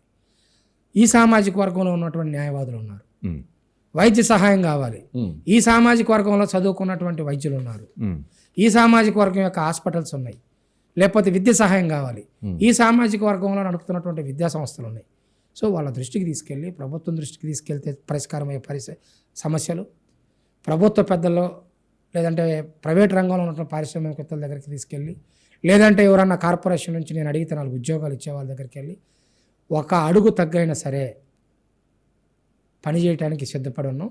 అలాంటి వారినే చైర్మన్గా, డైరెక్టర్లుగా ఎన్నుకున్నారు. చంద్రబాబు నాయుడు గారిని ఇచ్చారు. కాబట్టి ఖచ్చితంగా 1 సంవత్సరంలో పేరు కోసం కాకుండా ఫలితాల కోసం పనిచేస్తాం, పేరు కోసం కాకుండా సామాజిక వర్గ అభివృద్ధి కోసం పనిచేస్తాం. 2026 సంక్రాంతిలో నాదెండ్ల బ్రహ్మం చౌదరిని కార్యకర్తల మనిషిగా, ఆ సామాజిక వర్గానికి సంబంధించి సేవ చేసే మనిషిగా మేము కూడా చూడాలని మనస్ఫూర్తిగా కోరుకుంటున్నాం. ఎందుకంటే మీరు అన్నారు కార్యకర్త స్థాయి నుంచి నేను ఈ స్థాయికి వచ్చానని చెప్పి. కార్యకర్త బాధ మీకు తెలుసు. ఎక్కడ ఏ కార్యకర్త బాధపడకూడదు. కార్యకర్త కంటిలో నుంచి నీళ్లు వస్తే వాళ్ళు తుడుచుకునేది కాదు. అక్కడ బ్రహ్మం చౌదరి ఉండాలి మనస్ఫూర్తిగా కోరుకుంటూ ఫైనల్గా కార్యకర్తలకు ఏం చెప్పదలుచుకున్నారు? ముందుగా వైకే ఛానల్ యాజమాన్యానికి, వైకే ఛానల్ సిబ్బందికి, వైకే ఛానల్ సబ్స్క్రిప్షన్స్కి, వైకే ఛానల్ వీక్షకులకి, ప్రేక్షకులకి కమ్మ కార్పొరేషన్ తరపున ధన్యవాదాలు, కృతజ్ఞతలు, సంక్రాంతి శుభాకాంక్షలు తెలియజేస్తూ, తెలుగుదేశం పార్టీ కోటి సభ్యత్వం ఉన్నటువంటి పార్టీ, దాదాపుగా 2.5-3 కోట్ల మంది ఓట్లు పొందినటువంటి పార్టీ, అన్ని సామాజిక వర్గాల యొక్క మిశ్రమం తెలుగుదేశం పార్టీ. తెలుగుదేశం పార్టీకి ఓటేసినటువంటి ప్రజలకి, మరీ ముఖ్యంగా ఆంధ్రప్రదేశ్ ప్రజలకి అందరికి కూడా కమ్మ కార్పొరేషన్ తరఫున ధన్యవాదాలు, కృతజ్ఞతలు, సంక్రాంతి శుభాకాంక్షలు. Right, all the best sir. Thank you sir. Right, that's all for now. Keep watching YK news. ఇది తెలుగు వారి గుండె చప్పుడు.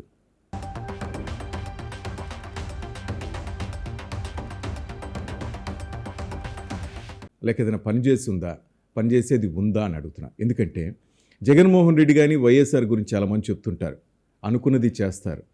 కింద సెక్యూరిటీ నుంచి, ఆఫీస్ బాయ్ నుంచి పెద్ద స్థాయి వ్యక్తుల అంతా రెడ్డి గారిలే ఉంటారు. ఆ దమ్ముంది వాళ్ళ సామాజిక వర్గానికి సపోర్ట్ చేస్తారు. కానీ చంద్రబాబు గారు భయపడతారు, ఆ కులం ఎత్తుతారు, ఇబ్బంది పెడతారని చెప్పి తన కులం వాళ్ళని చాలా దూరంగా పెట్టారు, ఆయన అంతగా పట్టించుకోరు అంటారు. కమ్మ కులం అంటేనే చైతన్యవంతులు అంటారు. నిన్న రేణుకా చౌదరి కూడా అన్నారు కమ్మ కులానికి చాలా అన్యాయం జరుగుతుంది అనేసి. ఇప్పుడన్నా ఆ చేంజెస్ వచ్చాయా? ఇంకా అదే విధంగా ఉందా కమ్మ కులంలో? సార్, కమ్మ సామాజిక వర్గం పాలమ్ముతున్నారు, ఓకే, మట్టి పిండితో పిసుకుతున్నారు. తర్వాత మట్టి పిసికేటువంటి స్థాయి నుండి మైక్రోసాఫ్ట్ CEO వరకు వెళ్ళారు. ఎస్. ఓకే, మీరు అగ్రీ అవుతారు కదా. తర్వాత ఈ రోజున సైన్యంలో చేరారు, వ్యాపారం చేస్తారు, ఉద్యోగాల్లో చేరారు, కానిస్టేబుల్ ఉన్నారు, కలెక్టర్లు ఉన్నారు. దీని అంతటికి రీజన్ ఏంటంటే ఏకతాటిపైన ఉన్నారా లేరా అనేది పక్కన పెడితే స్వతంత్రంగా ఆలోచిస్తారు, కష్టపడి పనిచేస్తారు. వారసత్వంగా వాళ్ళకి ఆ సంస్కారం వచ్చింది. ఈ రోజున కమ్మవారు ఏం ఆలోచిస్తారంటే మన మీద మనకు ప్రేమ ఉండాలి, ఇతర కులాల మీద ద్వేషం ఉండకూడదు, వాళ్ళను కూడా మనతో పాటు సమానంగా ముందుకు తీసుకెళ్ళాలి. ఆ యొక్క చైతన్యం ఈ సామాజిక వర్గానికి ఉంది కాబట్టి మీరు మీడియా రంగం తీసుకోండి, విద్యారంగం తీసుకోండి, వైద్య రంగం తీసుకోండి, అన్ని రంగాల్లో వాళ్ళు పెట్టినటువంటి వ్యాపారాలు అన్ని సామాజిక వర్గాలు ఉంటాయి. పనిచేసే వాళ్ళు కావచ్చు, ఆఫీసులు కావచ్చు, అన్నిట్లో. కాబట్టి ఇక్కడ నేను ఇందాక మీకు స్టార్టింగే చెప్పా, కమ్మవారంటే సంపన్నులు మాత్రమే అనేటువంటిది కరెక్ట్ కాదు. 90-95% బిలో పావర్టీ లైన్లో కమ్మవారు ఉన్నారు. వాళ్ళని పికప్ చేయటం కోసం ఇప్పుడు చంద్రబాబు నాయుడు గారు కార్పొరేషన్ ఇది చెప్పడానికి బాగుంది నాదెండ్ల బ్రహ్మం చౌదరి గారు, మీరు బాగానే చెప్తున్నారు. కమ్మవాళ్ళు ఇంత పేదవాళ్ళు ఉన్నారని, అది ఎక్కడ కనెక్ట్ కావటం లేదు. కమ్మ అని పేరు వినగానే బాగా బలిసినోళ్ళు అనే పదం వినిపిస్తోంది. ఆ యొక్క దుష్ప్రచారాన్ని తొడపటమే నా ధ్యేయం. కమ్మ కార్పొరేషన్ నమ్మొచ్చా నాదెండ్ల బ్రహ్మం చౌదరి? దమ్ముందా మీకు? 1 year తర్వాత ఇదే స్టూడియోలో కూర్చొని మాట్లాడుకుందాం, నేను లిస్ట్ ఇస్తాను మీకు. నిజంగా సామాజిక కమ్మ సామాజిక న్యాయం చేయగలరా? ఖచ్చితంగా. అసలు నిధులు ఉన్నాయా మీ దగ్గర? ఖచ్చితంగా నిధులు తీసుకొచ్చుకుంటాం. అన్ని సామాజిక వర్గాల నిష్పత్తి ప్రకారం ఈ కార్పొరేషన్ కూడా నిధులు తీసుకొచ్చుకుంటాం. మా సాధక బాధలు ముఖ్యమంత్రి గారి దృష్టికి తీసుకెళ్తాం, ఉప ముఖ్యమంత్రి పవన్ కళ్యాణ్ గారి దృష్టికి తీసుకెళ్తాం. అన్ని కార్పొరేషన్లు ఉన్నాయి కదా, అన్ని కార్పొరేషన్లకు నిధులు ఇస్తున్నాం కదా, వాటికి సమానంగా సమానమైనటువంటి నిష్పత్తిలో ఆంధ్రప్రదేశ్లో కమ్మవారు కూడా ఆంధ్రప్రదేశ్ మీరు చెప్పారు రాష్ట్ర జనాభాలో అందరికి కలుపుకోబోతాం, ఎక్కడో వెనకబడుతున్నారేమో అనిపిస్తుంది. రాష్ట్ర జనాభాలో కమ్మవారు కూడా అంతర్భాగమే. వెల్ఫేర్ నుంచి చంద్రబాబు నాయుడు గారు ప్రతి సంవత్సరానికి ఎన్ని నిధులు కేటాయిస్తారో, ఎన్ని కార్పొరేషన్లు ఉన్నాయో జనాభా ప్రాతిపాదికన కమ్మ సామాజిక వర్గానికి కూడా కొంత నిష్పత్తి నిధులు వస్తాయి. అవే కాకుండా నాకున్న పరిచయాలతోటి ఫార్మా ఇండస్ట్రీస్లో ఎవరున్నారు, ఐటీ ఇండస్ట్రీస్లో ఎవరున్నారు, ఎలక్ట్రికల్ ఇండస్ట్రీస్లో ఎవరెవరున్నారు, సివిల్ ఇండస్ట్రీస్లో ఎవరెవరున్నారు, వాళ్ళ మొత్తాన్ని కూడా కమ్మ కార్పొరేషన్ తలుపు తడుతుంది. వాళ్ళ తలుపు తట్టి సిఎస్ఆర్ ఫండ్స్ ఏవైతే ఉంటాయో ఆ సిఎస్ఆర్ ఫండ్స్ తీసుకొచ్చుకుంటాం, డొనేషన్స్ తీసుకొచ్చుకుంటాం. ఖచ్చితంగా 600 ఏదైతే ఆంధ్రప్రదేశ్ రాష్ట్రంలో ఒక 700 మండలాలు ఉన్నాయో 400 నుంచి 450 మండలాల్లో కమ్మవారి పార్టిసిపేషన్ ఉంది. వాళ్ళలో వెనకబడ్డ వాళ్ళు ఎవరు, చదువు మధ్యలో ఆగిన వాళ్ళు ఎవరు, ఆర్థికంగా చదువుకోవడానికి ఎవరు ఇబ్బంది పడుతున్నారు, వాళ్ళందరం కూడా గుర్తించేటువంటి పనిలో ఉన్నాం. కమ్మ కార్పొరేషన్ ఇది పేరు కోసం కాదు, ఫలితాల కోసం ఉంది. ఫలితాలు తీసుకొస్తుంది, ఫలితాలు చూపిస్తుంది. అండర్లైన్ చేసుకోవచ్చు అంటే 100% నాదెండ్ల బ్రహ్మం చౌదరి చెప్తున్నారు. ఖచ్చితంగా నాకు చంద్రబాబు నాయుడు గారు అతి చిన్న వయసులో నాకు ఈ అవకాశం ఇచ్చారు. అతి చిన్న వయసులో నాకు ఈ అవకాశాన్ని చాలా మంది మీ మీద నమ్మకం పెట్టుకున్నారు. ఖచ్చితంగా. ఎందుకంటే గతంలో మనం పార్టీకి పనిచేసిన విధానం చూసిన తర్వాత పార్టీలో ఏ విధంగా నిబద్ధతతో పనిచేశామో, చంద్రబాబు నాయుడు గారు, లోకేష్ గారు ఇచ్చినటువంటి ఈ యొక్క కార్పొరేషన్ చైర్మన్ బాధ్యతను కూడా ఆ విధంగా నిర్వర్తిస్తూ ఉన్నారు. ఒక రకంగా చెప్పాలంటే ఎక్స్పెక్టేషన్స్ పెరిగినాయి. కాబట్టి ఖచ్చితంగా నేను కష్టపడి పనిచేస్తా. నాకు మంచి మంచి డైరెక్టర్స్ని ఇచ్చాడు చంద్రబాబు నాయుడు గారు. వారు కూడా అందరూ కష్టపడే వాళ్ళే, అందరూ ఇంటిగ్రిటీ మైండ్ సెట్ ఉన్న వాళ్ళు, ఎలైట్ మైండ్ సెట్ ఉన్నటువంటి డైరెక్టర్స్. నాకు నేను చైర్మన్, వాళ్ళ డైరెక్టర్లు అనేటువంటి వ్యత్యాసం మాకు లేదు. మేమందరం డైరెక్టర్లమే. కాకపోతే ఒక చిన్న గీత ఒక పెద్ద గీత ఉంటుంది కాబట్టి నేను చైర్మన్ అన్నారు, వాళ్ళు డైరెక్టర్లు అన్నారు. ఎవరైనా సరే ఉమ్మడిగా కలిసి పనిచేస్తాం. ఒక కార్పొరేషన్ కార్యాలయాన్ని ఏర్పాటు చేసుకున్నాం ఇప్పటికే. ఆ తర్వాత ఫంక్షనింగ్ కూడా మొదలుపెట్టాము. ఇప్పటికే ఇప్పుడు ఇక్కడ సిద్ధార్థ వాళ్ళు ఉన్నారు. సిద్ధార్థ కాలేజ్ వాళ్ళు మొన్న స్కాలర్షిప్ డిస్ట్రిబ్యూషన్ చేశారు, నన్ను పిలిచారు. వాళ్ళు నేను హ్యాట్సాప్ చెప్తాను. 70% కమ్మవారిలో పేదవారికి, 30% ఇతర కులాలను కూడా స్కాలర్షిప్లు ఇచ్చారు. 30%. ఒంగోలులో మండవ మురళీకృష్ణ గారు అని ఉన్నారు. ఆయన 70% కమ్మవారిలో ఉన్నటువంటి పేదవారికి, 30% అదర్ కమ్యూనిటీస్కి. ఈ విధంగా ఒక కమ్మవారే కాదు, ఈ సమాజం కోసం పనిచేస్తున్నటువంటి ప్రతి సామాజిక వర్గానికి మన సామాజిక వర్గం అందుబాటులో ఉండాలి అని కొంతమంది కమ్మ సామాజిక వర్గంలో ఉన్నటువంటి పెద్దవారు ఉమ్, అంటే ఇండస్ట్రియలిస్టులు ముందుకొచ్చి వాళ్ళు వాలంటరీగా పనిచేస్తూ ఉన్నారు. వాళ్ళ హెల్ప్ ఇంకా ఎక్కువ తీసుకుంటాం. ఒక అడుగు తగ్గైనా సరే కమ్మ పారిశ్రామికవేత్తలు భారతదేశంలో ఎక్కడున్నా సరే వాళ్ళ తలుపు తడతాం.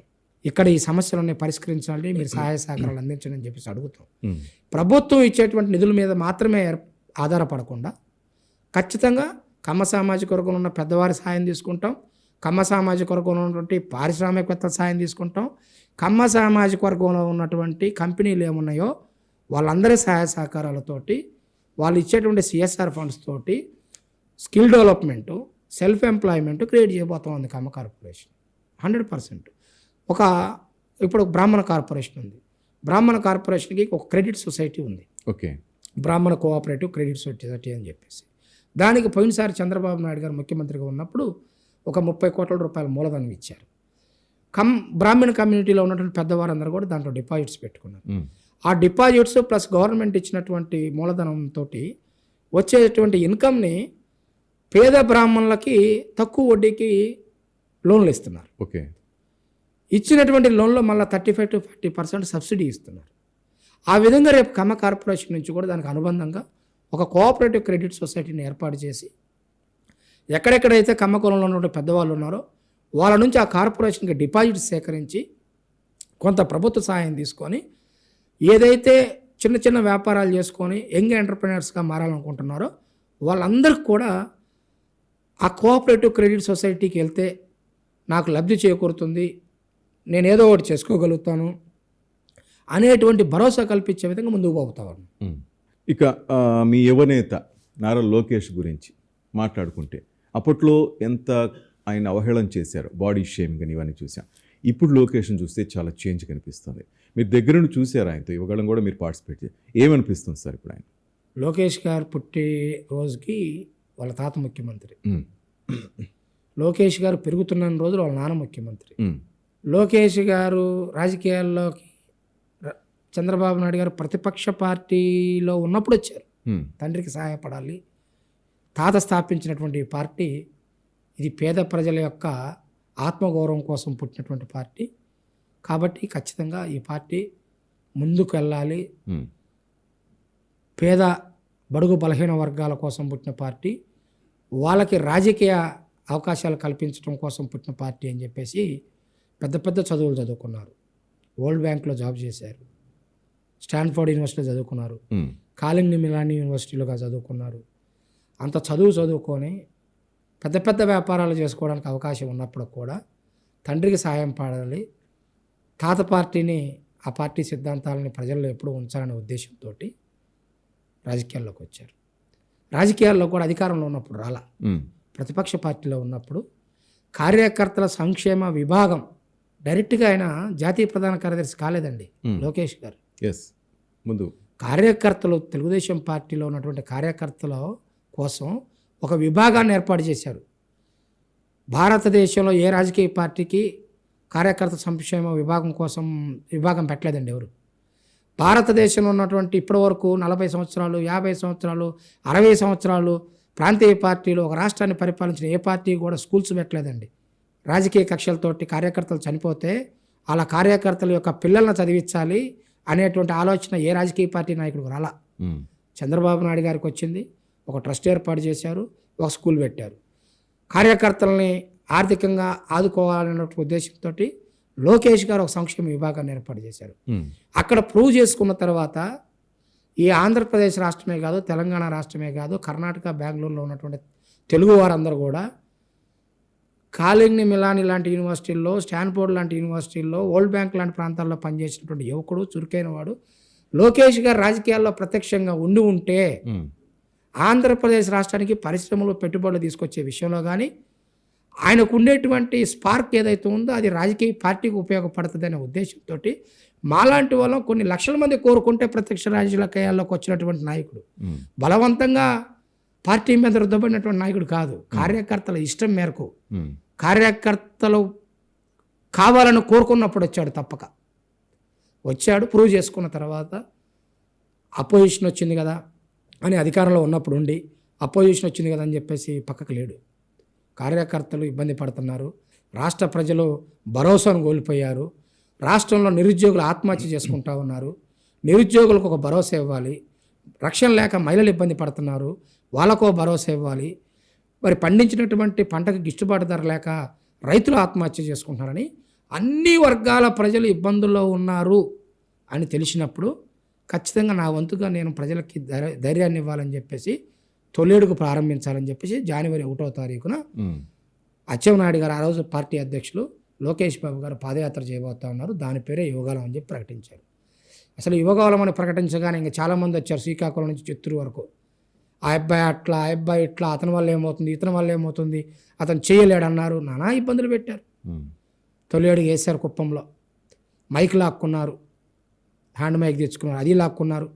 చైతన్య రథాన్ని సీజ్ చేశారు, తను ఎక్కినటువంటి స్టూల్ తీసేశారు, నానా ఇబ్బందులు పెట్టారు. ఎక్కడన్నా రోడ్డు మీద అక్కడ నిలబడి 10 మందితో మాట్లాడతా అంటే గవర్నమెంట్ ప్లేస్లో నిలబడనే లేదు. అక్రమ కేసులు. ప్రైవేట్ ప్లేస్లో ఒక మీటింగ్ పెట్టుకుంటానంటే ఆ ప్లేస్ ఇచ్చేటువంటి దాతని మరి రెవెన్యూ వాళ్ళతో బెదిరించారు, పోలీసు వాళ్ళతో బెదిరించి నానా ఇబ్బందులు పెట్టారు.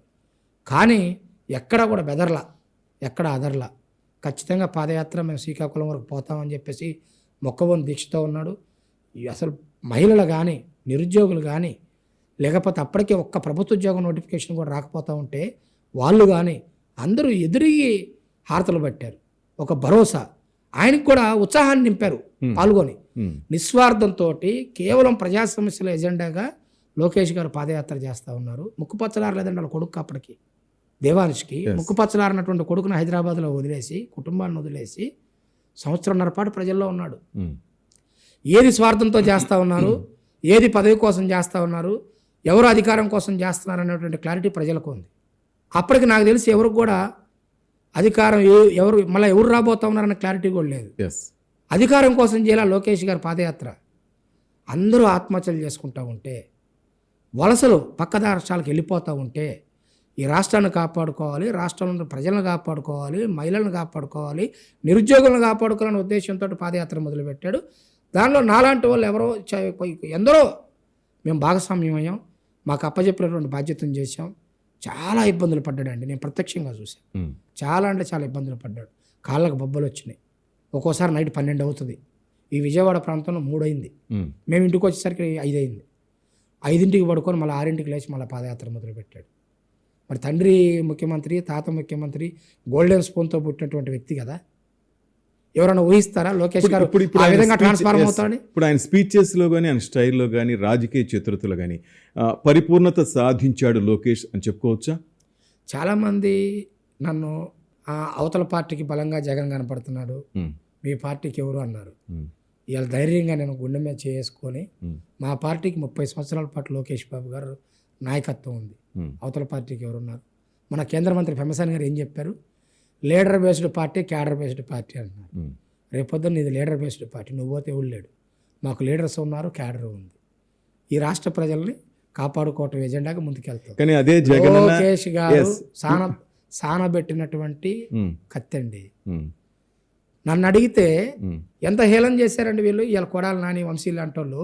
లోకేష్ గారు ఒక జూమ్ కాల్, 10వ తరగతి విద్యార్థులు ఎగ్జామ్స్ వచ్చినాయి, మనోధైర్యం కోల్పోతున్నారని చెప్పేసి లోకేష్ గారు ఒక జూమ్ కాల్ పెట్టుకున్నాడు పేరెంట్స్ తోటి, స్టూడెంట్స్. దాంట్లోకి కూడా అడ్డదారిలో ఎంటర్ అయ్యి లోకేష్ బాబు గారిని అనరాని మాటలనేసి హేళన చేసేటువంటి ప్రయత్నం చేశారు. కానీ లోకేష్ గారు కాల్ డిస్కంటిన్యూ చేసి పారిపోలా. వాళ్ళు చేసే హేళనని ప్రజలు అర్థం చేసుకుంటారు. మనము విద్యార్థుల కోసం పెట్టినటువంటి జూమ్ కాల్ అని చెప్పేసి పట్టించుకోకుండా ముందుకెళ్ళాడు. అన్నీ ప్రజలు గమనించారు. చాలా హేళన, తన తల్లిని ఇబ్బంది పెట్టారు, తండ్రిని ఇబ్బంది పెట్టారు, తనని ఇబ్బంది పెట్టారు, తన హేళన చేశారు, వాళ్ళ నాన్న హేళన చేశారు, భువనమ్మని హేళన చేశారు.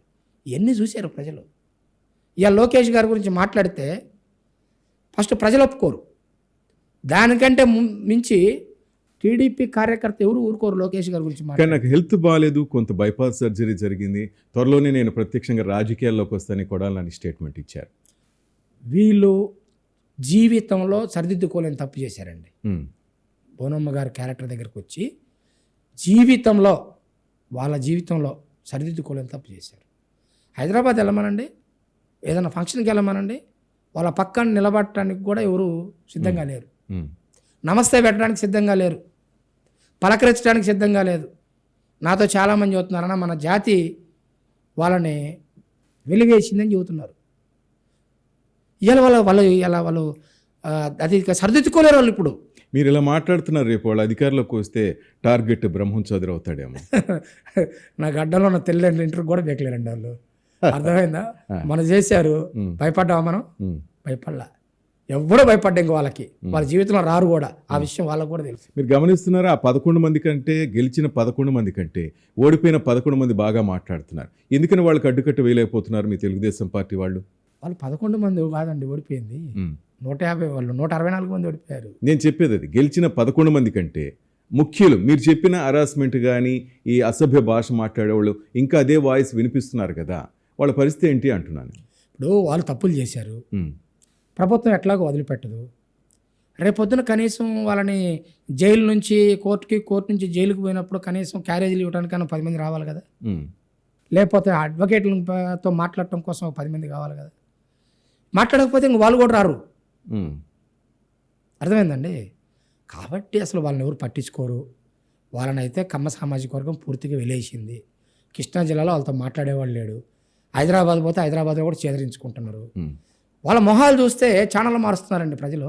నాకు ఒకళ్ళు చెప్పారు, ఆ కొడాలి నేనంటే అలా మాట్లాడుతున్నాడు, ఆయన భాష ఏంటి, ఆయన యాస ఏంటి, వాళ్ళ మొహం చూస్తే మా భార్య ఛానల్ మారుస్తుందని చెప్పాడు నాకు. కానీ తెలుగు భాషకు వన్నె తెచ్చారేమో అప్పట్లో వాళ్ళు, ఈ విధంగా ఉంటుందని చెప్పేసి మీరు అడ్డుకోలేకపోయారు. ప్రజలు అడ్డుకున్నారండి. మేము అడ్డుకోవటం అంటే మేము అక్రమ కేసులు, ఆ రోజు మా చేతులు ప్రభుత్వం లేదు, కేసులు పెడితే తీసుకోవాలా. నేను కేసు పెట్టాను, కొడాలి నాని వల్లభనేని వంశీ మీద తాడేపల్లి పోలీస్ స్టేషన్లో కేసు పెడితే జీడీ ఎంట్రీ కూడా చేయాల. జీడీ ఎంట్రీ చేయలేదు. కేసు పెట్టిన తెల్లారే వచ్చారు మా ఇంటికి. కేసు పెట్టిన తెల్లారి మా ఇంటికి వచ్చారు. నేను సీసీ ఫుటేజ్ చూస్తే కార్లు ఉన్నాయి.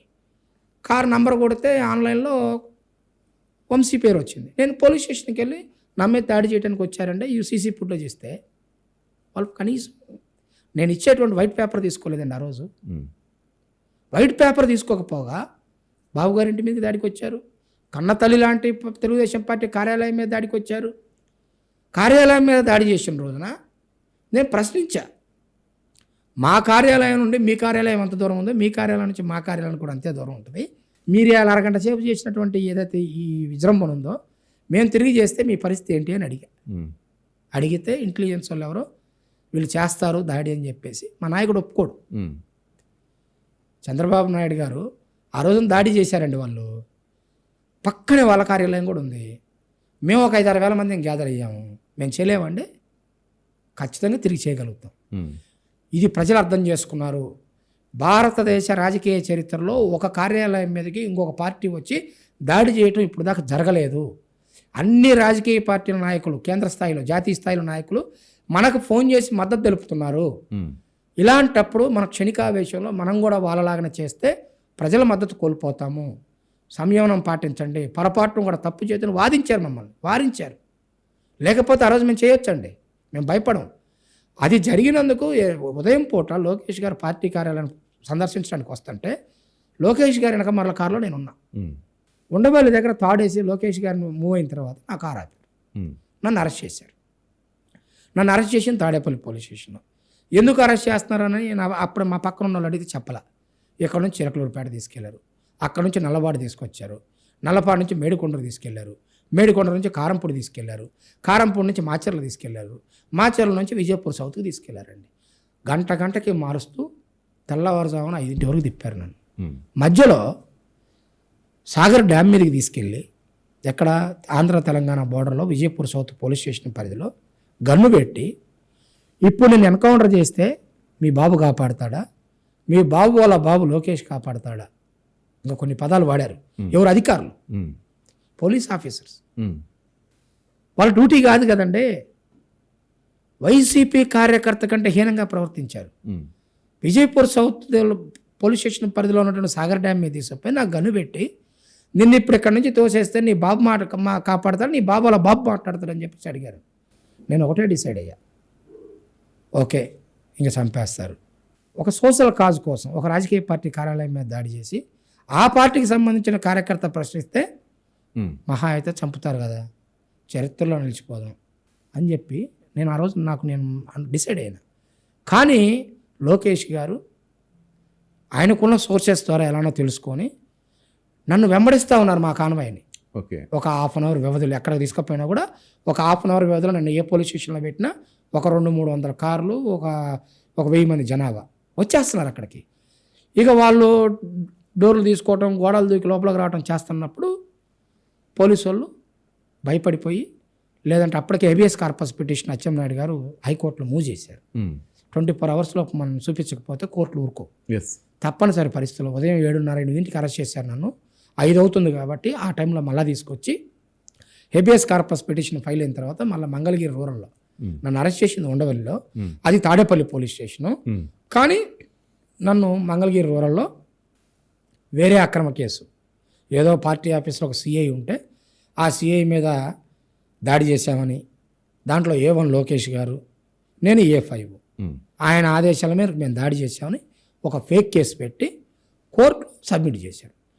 అప్పుడు నేను చెప్పే కోర్టులో ఉన్నటువంటి న్యాయవాదికి, మేడం నన్ను వీళ్ళు అరెస్ట్ చేశారు ఫిజికల్గా, ఇవ్వండి నా దెబ్బలు అని చెప్పి చూపించినప్పుడు జనరల్గా డాక్టర్స్ హాస్పిటల్కి పంపిస్తారు చెకప్కి, అవి దెబ్బలా ఏంటి అని. కానీ ఆ రోజు మరి ఏం జరిగిందో తెలియదు, న్యాయస్థానం కూడా నన్ను జైలుకి పంపించింది. తర్వాత నేను దాని మీద ప్రైవేట్ పిటిషన్ వేసా, అది కూడా ఇంకా కోర్టులో ఉంది, అది కూడా త్వరలో రాబోతుంది. అన్ని కేసులు కంప్లీట్ క్లోజ్ అయిపోయినట్టు లేదండి, 22 కేసులు నా మీద నమోదైతే 18 కేసులు పూర్తయ్యాయి. మిగతా కేసులు కూడా ఏవి ఉండవు, అంతా కూడా ఫేక్ విట్నెస్లు, ఫేక్ ఫ్యాబ్రికేషన్ తోటి కూడినటువంటి ఎఫ్ఐఆర్లు తప్పితే మరొకటి కాదు. ఖచ్చితంగా ఈరోజు లోకేష్ బాబు గారు రెడ్ బుక్ నేను కూడా అంతర్భాగమే ఈ ఆంధ్రప్రదేశ్ రాష్ట్ర ప్రజల్లో, ఏ సామాజిక వర్గంలో కావచ్చు. నేను కూడా జగన్మోహన్ రెడ్డి ప్రభుత్వానికి బాధితుండే కాబట్టి ఇలా నన్ను ఆ రోజున ఇబ్బంది, సాగర్ డ్యామ్ మీద గన్ పెట్టిన ఎస్ఐ కావచ్చు, నన్ను అక్రమ అరెస్ట్ చేసినటువంటి డిఎస్పీ కావచ్చు, ఆ రోజు నా మీద ఫిజికల్గా మెంటల్గా అరెస్ట్ చేసినటువంటి సిఐలు కావచ్చు, ఇలా విఆర్లో ఉన్నారు. అంటే విఆర్లో పెట్టినా లేకపోతే ఇంకోటి చేసినా కూడా కక్ష సాధింపు చర్య కాదు, ఎవిడెన్స్ ఉంది.